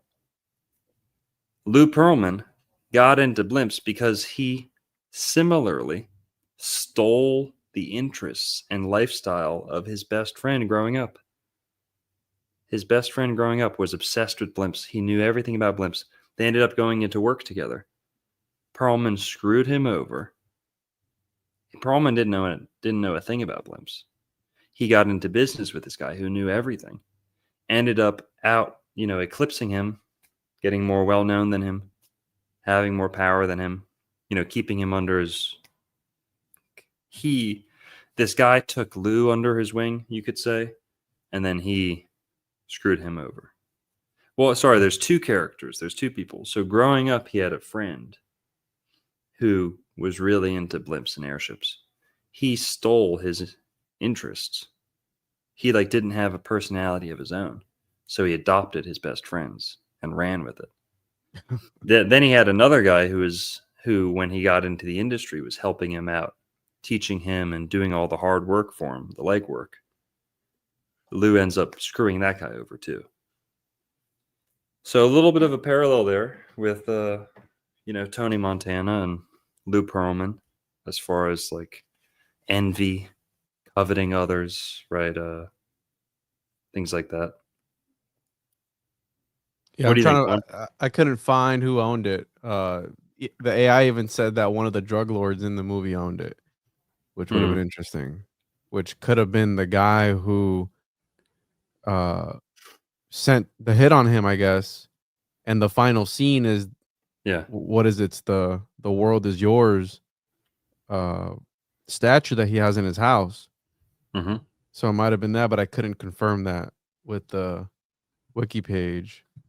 But yeah, I mean, dude, it'd be wild if it was his company that supplied that blimp. Mm-hmm. But I can't find anything. I can't confirm it. Very easily could have been. Would have been someone like Lou Pearlman, who rents his blimps out to Hollywood, just like his company that rents tigers and lions out for movies. When you need that stuff, there's only so many people who can provide them. Very specialized, yeah. And so that's the blimp. I mean, hey, there's 3/4 of the show just talking about blimps right there, but it's important. And the whole airship conspiracy, we can't really do the whole theory justice on this show, but go look it up. Tartaria, airships, blimps, Empire State Building, These airships, they used to dock at the top of buildings. That's why they're so... People act like, oh, why would they do blimps? They go so slow, so stupid. Well, number one, it's graceful. So, you're not going to rocket into the ground going 500 miles an hour because the captain fell asleep or something, or something like that. Captain had a heart attack. You have to land an airplane. It's so dangerous. You have to get it so fast just to get up off the ground. It's using speed to fly instead of actual, density, right? So much force. It's forcing itself into the air. right? It's like raping the sky, right? We could say. There you go. Have you ever Well, been on a blimp before? I don't know if I have been. Or a hot air balloon? No, not a hot air balloon, but there's a good chance that I went on the Goodyear blimp when I was a kid. I just don't remember it. But my grandpa would always want to take us on the blimp. I don't remember if we ever did. But think about airplanes, how much force, all the fuel, it's like a rocket going to fake space.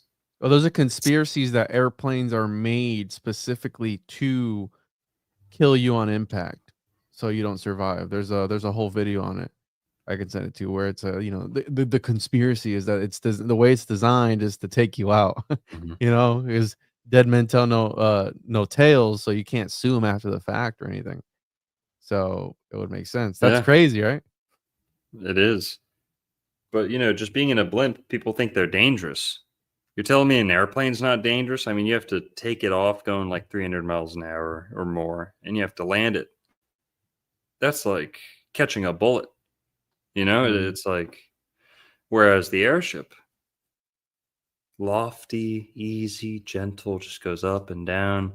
Yeah, you're not going as fast, but it's like going on a hike instead of mountain biking. Do you need a bike or mountain bike everywhere? No, sometimes a light pace is okay, and it's graceful. Women felt more elegant getting on these. And what's the big upside? You can land at the top of a fucking building. You can land it down. You don't need to, need a lot of space and all that shit. You can land it at the top of a building and drop people off. You can go down and drop people off, pick people up. That's incredible. There's so many advantages that we just are completely ignorant of. So at the very least, they robbed us of a very cool form of travel. Very relaxing, very high class. Who agrees? Something elegant about them. So whatever. But Lou Pearlman got his sweaty claws, sausage fingers. Yeah. Basically, he became the number one Florida airship guy. And, they reference airships in Scarface. So we had to bring him up. We had to bring Glenn Curtis up. But what else is there? The Lou Pearlman guy with the boy bands. Which is kind of creepy, right? We can segue this into the next topic on the line there, because boy bands, the whole Nickelodeon scandal popped off. They did a documentary on it recently, and all the things that they were doing to those kids. Boy bands, kind of sort of the same thing. I mean, look at Britney Spears nowadays, bro. She's not okay. Dude, he's the Diddy of his time. Well, that's what I'm saying. Like, there's these characters always that pop up that they're put, what's the other one? Is it Weinstein, whatever, which is connected to the other guy. What's his name? The guy that directed the movie. Oliver Stone. He's also been accused of some stuff, groping a woman and stuff like that. So written by Oliver Stone. And he also said some comments about the that thing that happened in World War II. Kind of sympathizing there. I don't know if flat out denying it, but he has been accused. And in this movie, there is that scene right here. So there are allegations against, this is Oliver Stone, 2017, alleged, walked past me and grabbed my titty as he waltzed out the front door of a party. Oh, sorry, Playboy model. How dare someone treat you like that? Right. Well, they're not asking for it if they're dressed that way. All right. No, we condemn that behavior. We totally condemn that behavior. I guess he was part of Weinstein's company. We condemn that because your nasty ass fucking moose titties aren't even worth touching. Bitch, be quiet. You're lucky you got some attention. No, okay, I'm sorry. I shouldn't. Again, in I'm 1991, getting carried away. he was accused by Melissa Gilbert. So again, it's in that line, right? The diddler line. Same guys, same people, Hollywood, media, entertainment, blah blah blah. And in the movie, there's the weird part, which is interesting because Al Pacino, when we covered Devil's Advocate, what was one of the main things in that movie towards the end, where he wanted the sister and the brother, which was Keanu Reeves, Al Pacino. Al Pacino to conceive essentially the Antichrist, I'm guessing. And in this movie, his sister kind of, towards the end, she was off her rocker, right? Because he had just killed the man that she loved. He was obviously on a. Can you overdose on coke? Can you? Yes, you can. It's hard to do, but yeah. Usually people die of bad coke. Well, again, towards the end of the movie, he was doing mountains of this stuff. He thought he was on top of the world. He thought he was a god, right? So towards the end of the movie, his sister kind of, tells him, like, I think she said, "Do you want to fuck me?" or something like that. Yeah. And then that's when I think she ends up shooting him, doesn't she? Yeah, she shoots him in the thigh. And Tony shoots his best friend because they got married behind his back. And his last name was Bauer. We talked about that in part 1. She's got a Jufro, so she's got a perm. So that's not really fully explained, but there's a theory that Tony Soprano is Jewish. That is a theory. Yep. That he's hiding it or doesn't know it himself, but he's surrounded by them the whole movie. So just skip to there's only like 2 more scenes we should really talk about. If you go to the part where he's counting money and he gets backstabbed, or he gets with the recording with the clock. Yeah, it gets set up. Let's see that, and then we can see the final scene where his sister talks to him and the whole shootout. But yeah, so Tony gets set up. He gets recommended this guy to help him wash his money. And the guy's name, it's like Hedelman or like Fiedelman, like Feidelman or something like that. It's like Heidelman. And, Oliver Stone knows what he's doing. He calls him Heidelman. See if you can see the name. Do you have a... Yeah, I'm gonna pull up the cast. Yeah. Yeah, his name's like Heidelman or something, or Heidelberg. It's it's like impossible to miss, right? And that's the guy that backstabs him or sets him up, right? So Oliver Stone had to have a reason to make both of his greatest adversaries have, either last names or like a Hebrew necklace or things like that. It's very overt. So that's one thing we just got to note is there's a whole lot more you can dive into, but they count the money a bunch of times. He has over $1 million on the table, gets caught with it, set up. Seidelbaum? No. Yeah, no, that could be right. That's right. Seidelbaum. Yeah. Seidelbaum. I don't know how to say it. Seidelbaum. Oh, right here. This guy right here. Seidelbaum. Seidelbaum. This guy. Yeah. That's him right there. Yeah. Seidelbaum. So that guy sets him up. Tony gets in trouble, and then in order to get out of trouble, his bosses, his suppliers, ask him to assassinate someone to assassinate someone in front of the UN or the EU building. Now, before we forget, Juan, can we get it? Let's get into the Coca deities, or we'll do that. We'll do that at the end. Can you go to the scene where his sister shoots him, please? The end. Tony's losing it. He shoots the guy that's supposed to assassinate the guy. I think she shows her tits. Hold on. Yeah. But Tony messes up.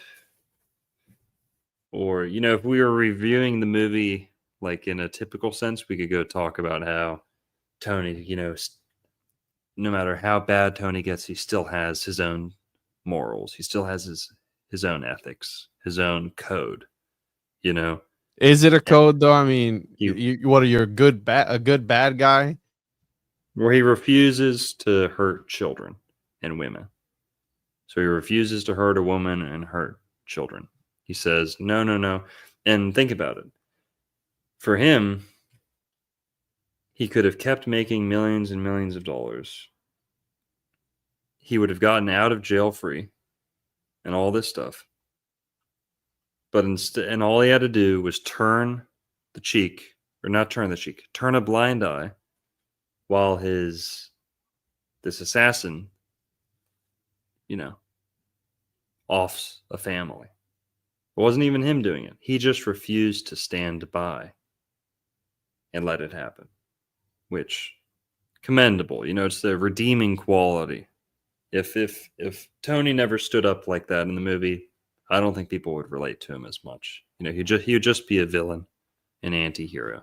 But so whatever, Tony does the right thing in that instance, but it costs him his life because from then on he has an assassination order put out on him. Now, he mentioned that Tony, as this is going on, as he has all these people coming out to get him, his sister goes missing and his partner goes missing, the one with the Khazarian last name. And he catches them together, like hopping out of bed together, and he shoots his best friend partner. And Gina, his sister, is, hysterical. He brings her back to the house, and now all the sicarios are coming for him. Now all the assassins are coming for him. And he's got his sister in the house. And his sister, out of nowhere, as all the assassins are closing in, right, coming close to the final shootout here, his sister comes in, surprises him with a gun, and tries to almost seduce him because she is like, oh, you won't let me date anyone. You won't let anyone touch me because you want me for yourself, don't you, Tony? And Tony's like, how do you do? What the fuck, man? What the fuck you fucking saying to me, man? What you think she was being sarcastic though? What, you fucking high, man? She's I don't know. It's weird. Spiteful, they make the camera and the scene, they make it very glittery and it glows. And Tony's doing so much coke that they're filming the movie as if he's getting higher and higher and he's closer to an overdose. And it's very sparkly and colorful and fuzzy, right? The frame looks very fuzzy, warm when she comes in.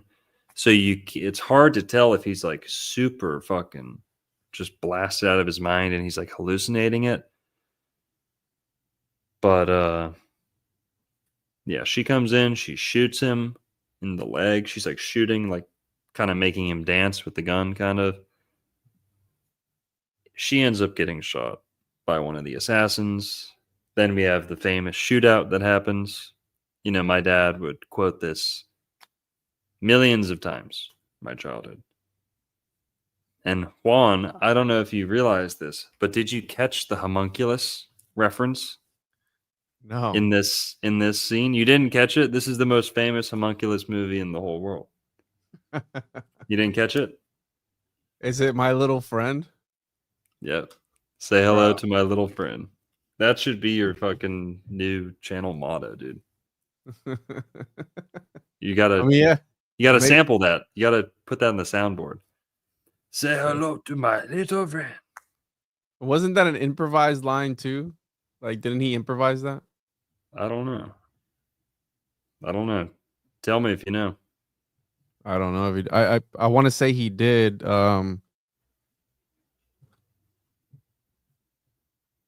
let's see here. An iconic line. It's memorable quote often used in pop culture. It's not usually used as an I could have swore he had gone off script a little bit. He was like kind of sort of doing his own thing.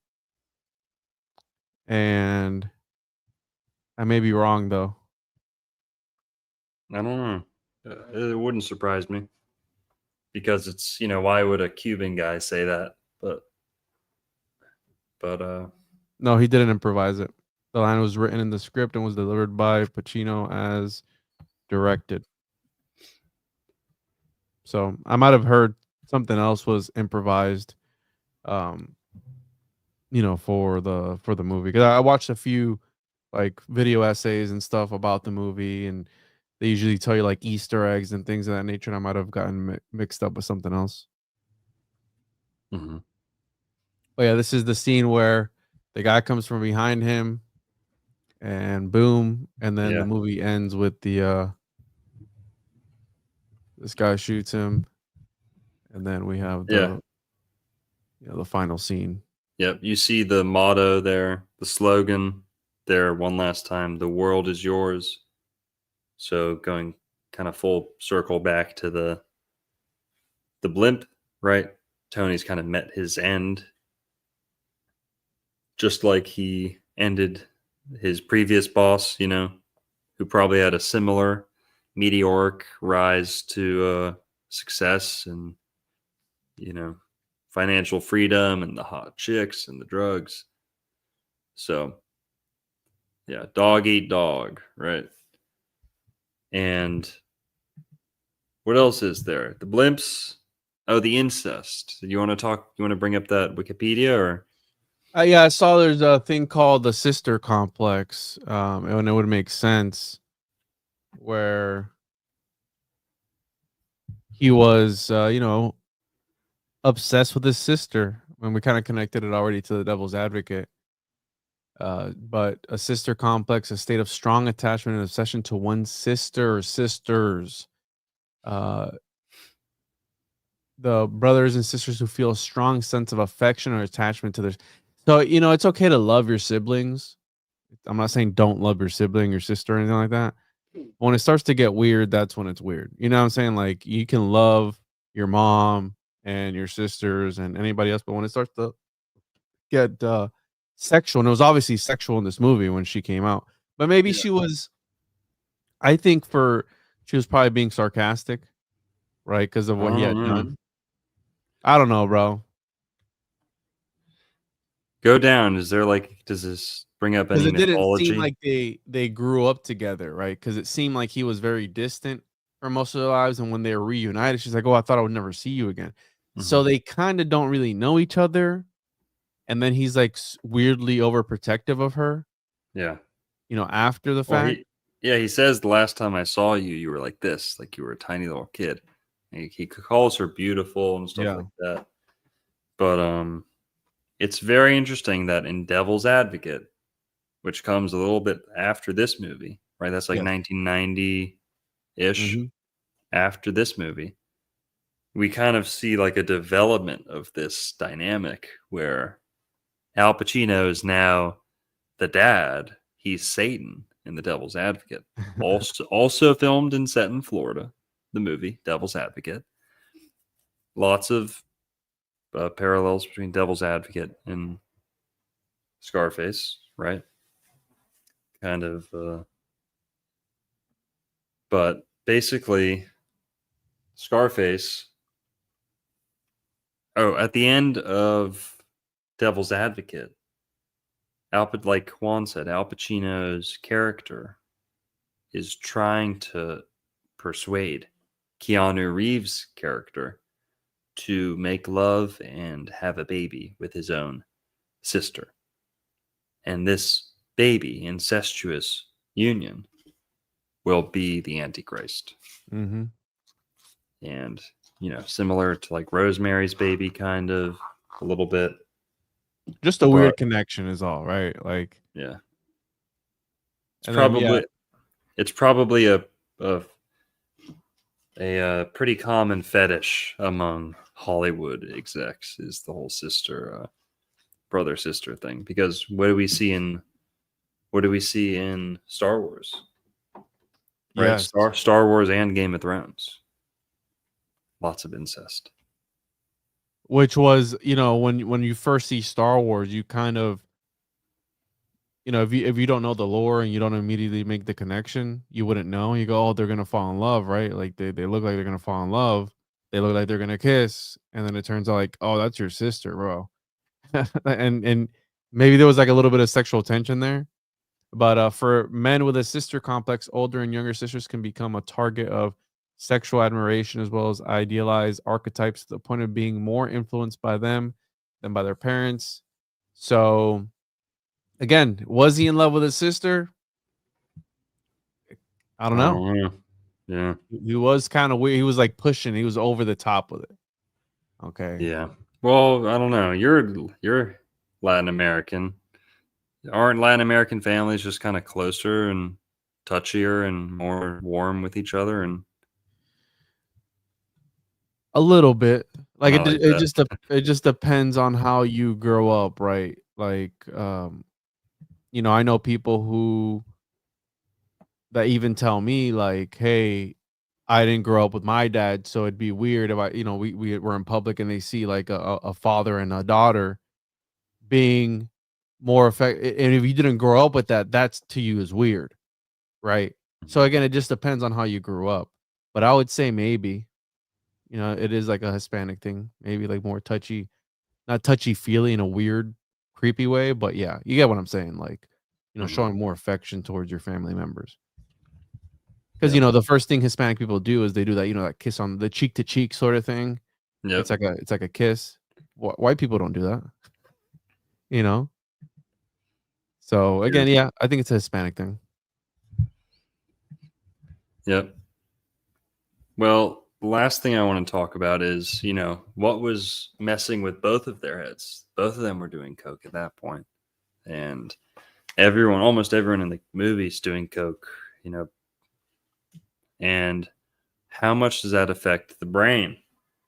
And, the whole discussion between pharmakia, poisons, potions, and things that we call chemical imbalances, things like that, we reduce to kind of scientific terms today, and we explain them scientifically.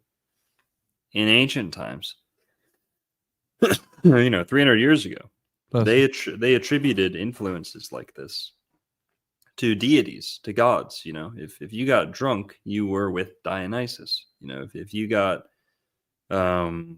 high, you were with Shiva, right? You're communing with Shiva.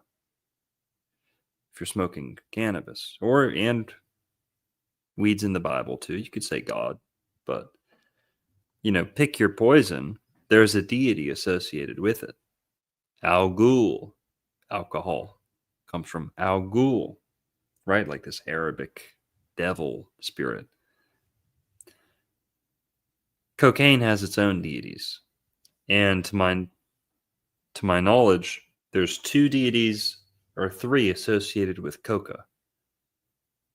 Inti, who is the sun god of the Inca, who's maybe not, I don't know Inca mythology that well, but Inti, can you look this up, Juan, please? Inti. Inti is a sun god.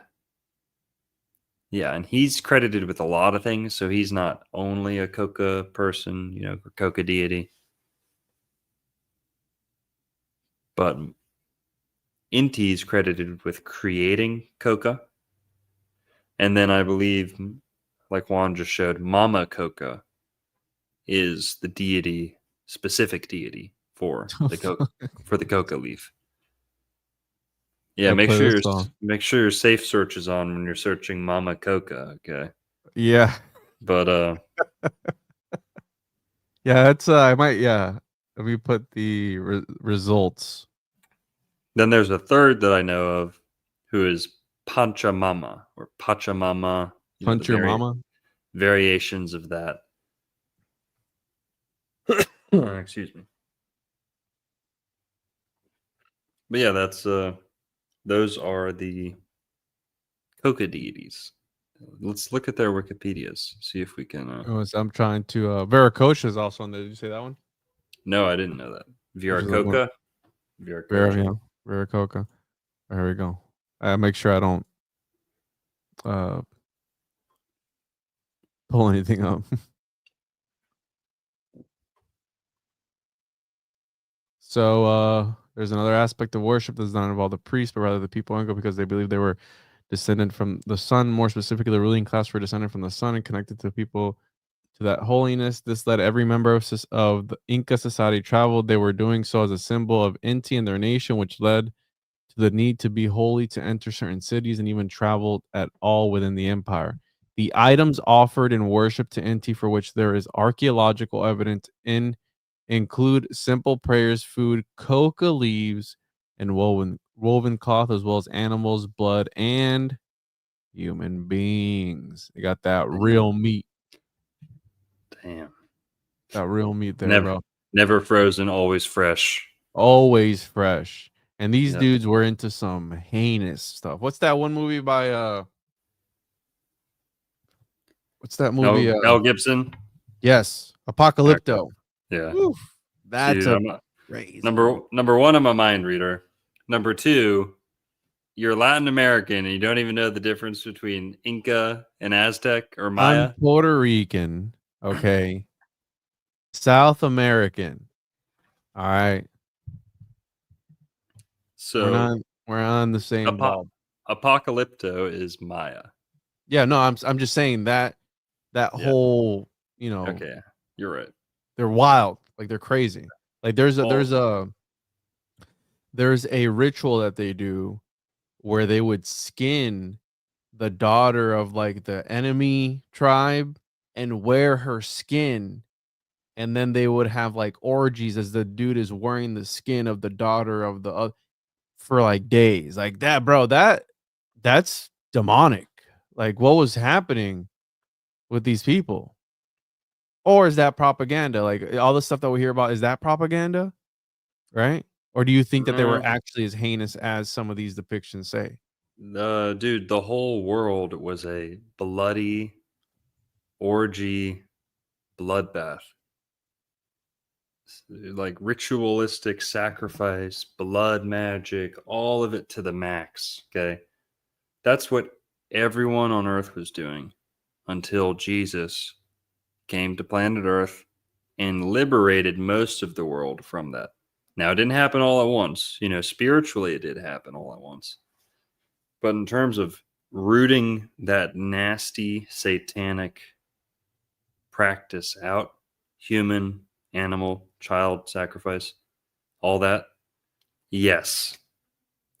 Did the Inca and Maya and Aztec have some good cities and maybe some people who didn't do any sacrifice? I'm sure they did. But this is a disease, a mind virus, a plague of sin. Not getting rid of sin. This is the sin. Sacrifice is the sin. It's like taking out a loan to pay off another loan. It doesn't work. It's nastiness. It's also, this is the crux of the adrenochrome industry, is how do you get the blood? How is it so terrified? Why, sacrifice. Anything scarier than knowing you're going to die, knowing you're going to be ripped apart, seeing people around you. But okay. So the whole world was suffering. I'm Irish. The Irish did this shit too. No one's hands are clean in this, The Irish committed human sacrifices. The Germans did. Native Americans, you betcha. You betcha. Now, did the Spanish probably maybe exaggerate a lot of this to justify their own atrocities? I'm sure they did. People are nasty. People are terrible. men who left all their women back in their home country and travel a whole ocean to go meet another country where they have a ton of good-looking women and the men are not as well armed as them. Yeah, you're going to get a lot of bad personality and behavior out of those people, out of those men, those conquistadors. So, but the whole world's a sloppy, ugly, violent place. Always has been. They had to wear the Jesus. skin for 20 days, bro. Whoa. There would have been smell. You imagine the smell on the 20th Oh, day of dude. And I want to say that the spunk soaked. when the dude would wear the chick's skin, he was a chick. So therefore, it's not gay, but it's magic, right? So You're right, yeah. So he use your imagination. I mean, of course.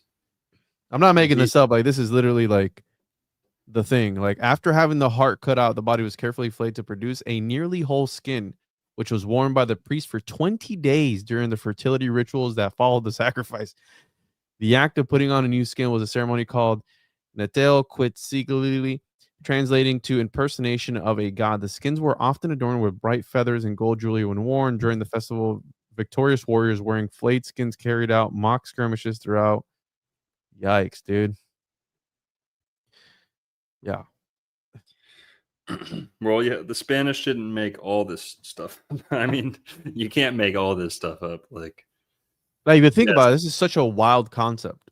Like, back again to the first guy to put together a meat flap and fly in the air with it, the first hot air balloon, who was like, hey, what if we skin them and wear their skin as like a shirt, dude?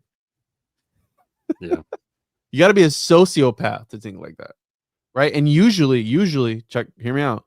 Usually the cartel videos, right? And the people who are in South America, like that area there, usually they're the ones that do the most heinous stuff to opposing cartels. And you get all these videos of people just getting like chopped up and stuff because they're just brutal, right? They're known for that, for being brutal, right? And it's kind of in their DNA to a certain extent to be this brutal, to be this evil and nasty, right?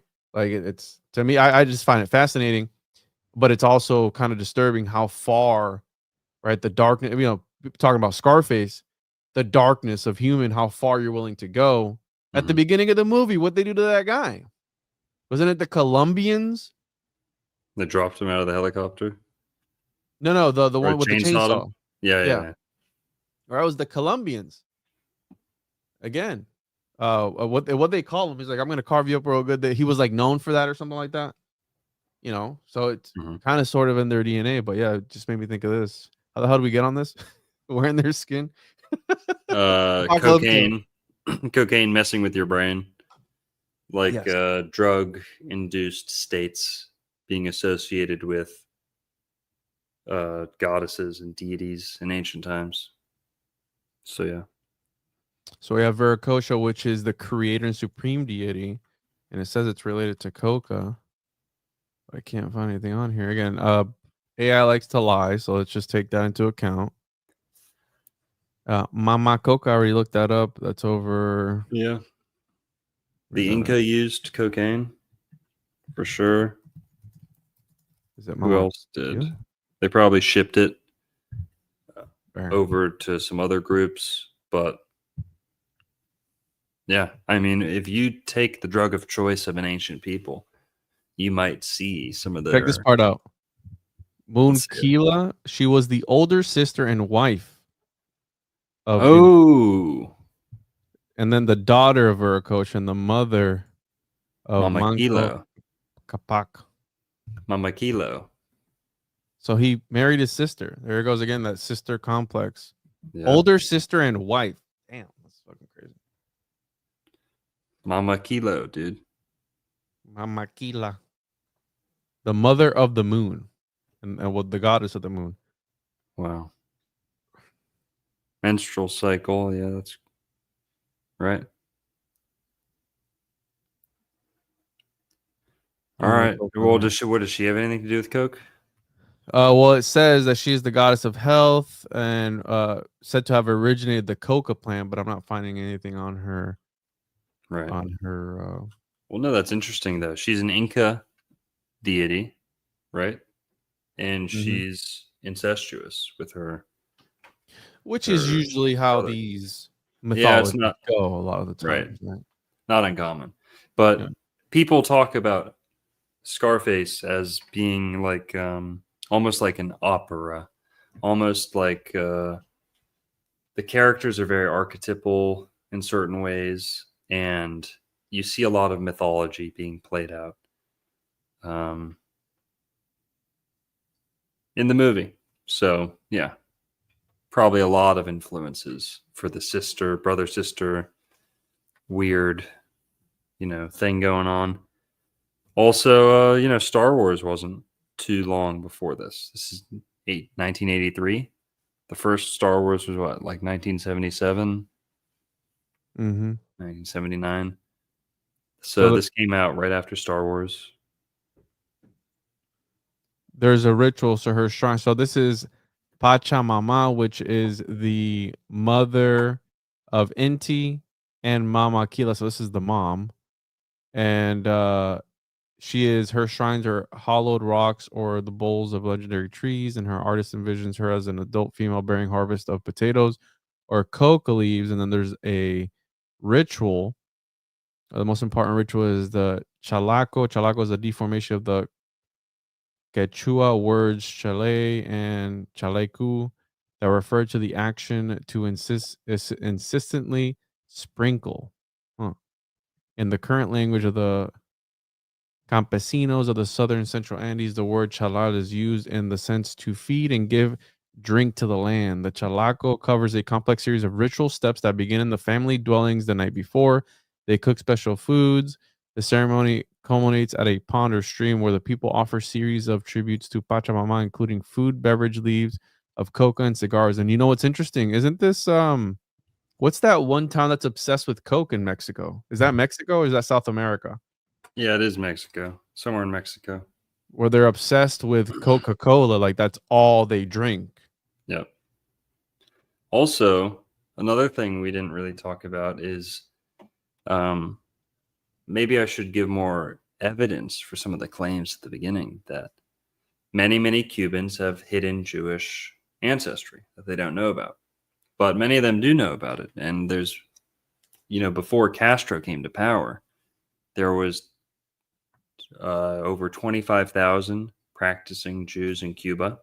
And many of them, most of them, were expelled and left during Castro's rule, coming to South Florida. So that's kind of part of the context for Scarface and how many Jewish characters there are. Well, if people don't believe me, there's evidence to this. The Reuben sandwich is the Cuban sandwich. It was adapted into the Cuban sandwich, right? South Florida version. Cigars, Cubans, right? Cuban cigars, No. Tampa Bay was the capital of cigars. And those were Cuban families. That's true. They were Cuban families who moved to Florida and turned Tampa Bay into the cigar capital of the world. But they were almost entirely Jewish Cuban families. That's a fact. The early Illuminati confirmed. The early cigar companies, the biggest cigar companies in Florida, and I think some to this very day. That is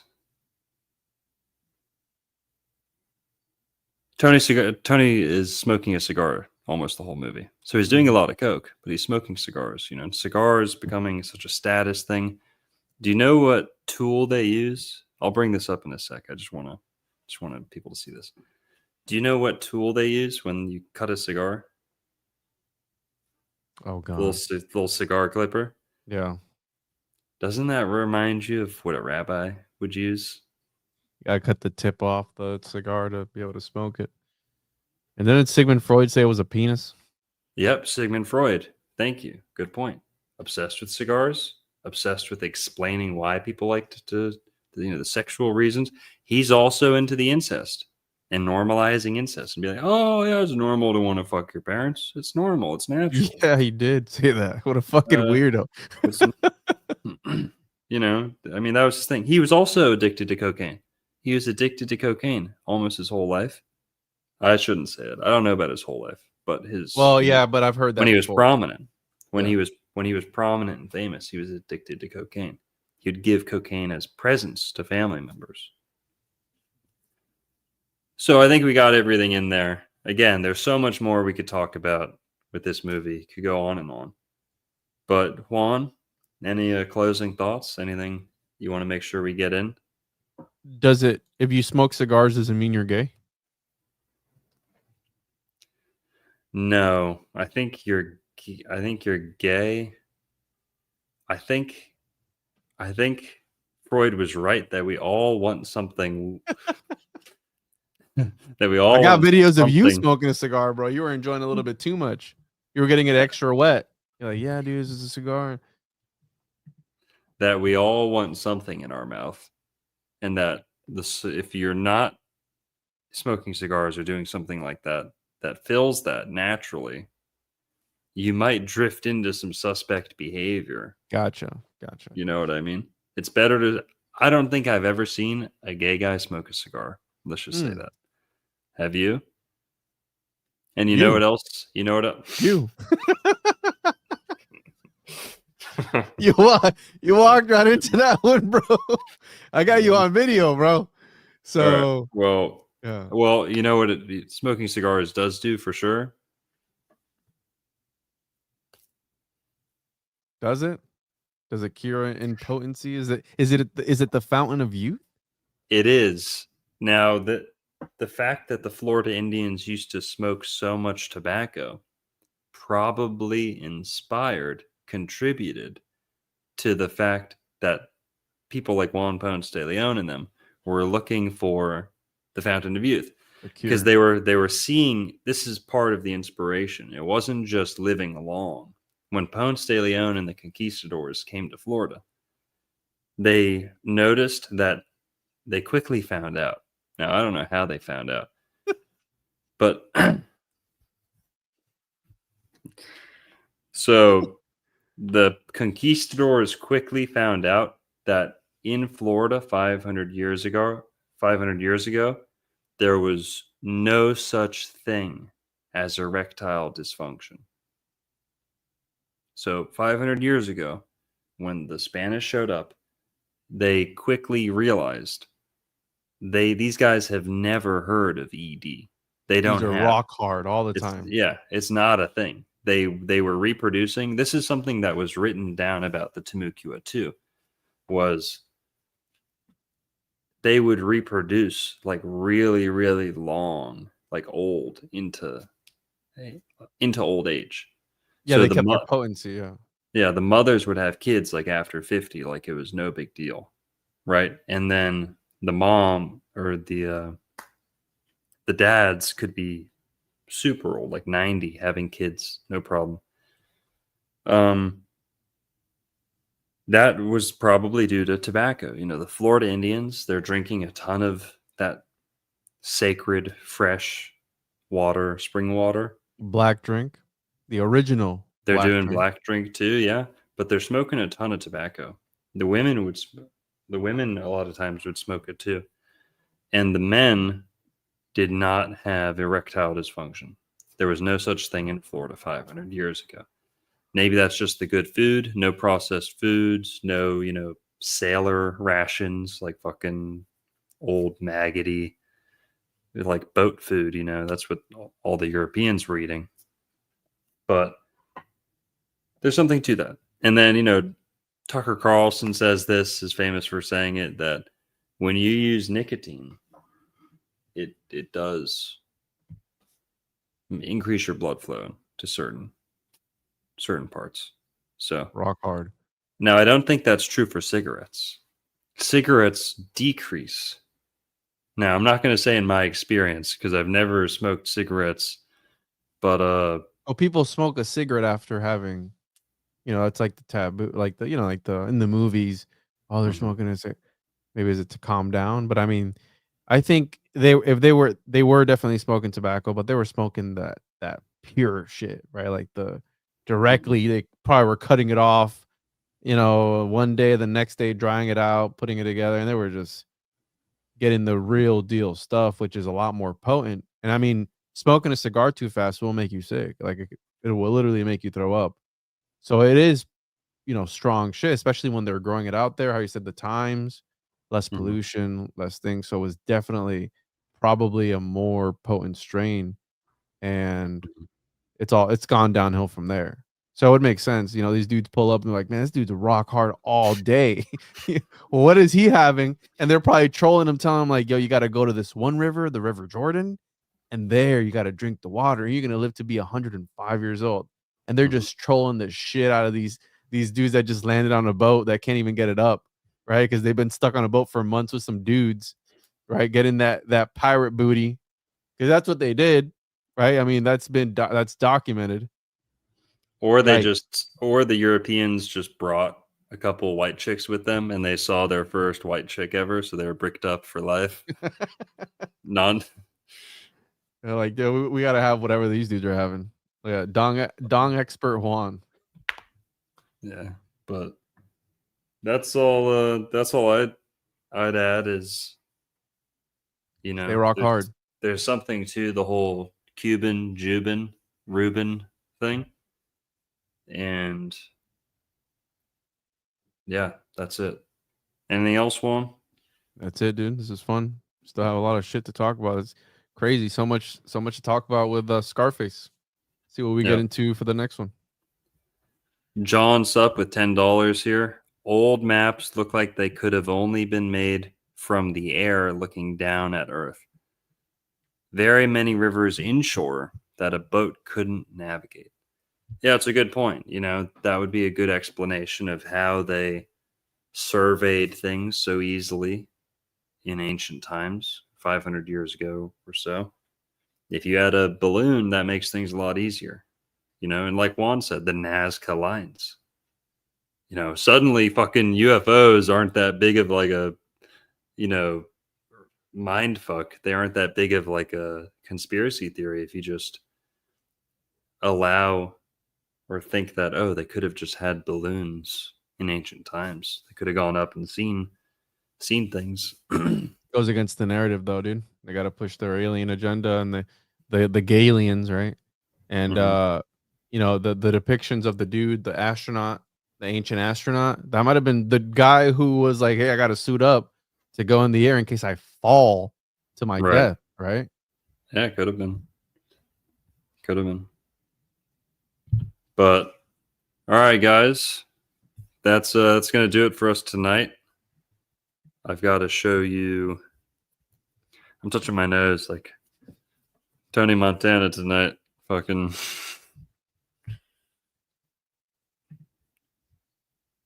What are we doing next? Let's do that movie that we just talked about. Uh, Black Sunday, I think it's called.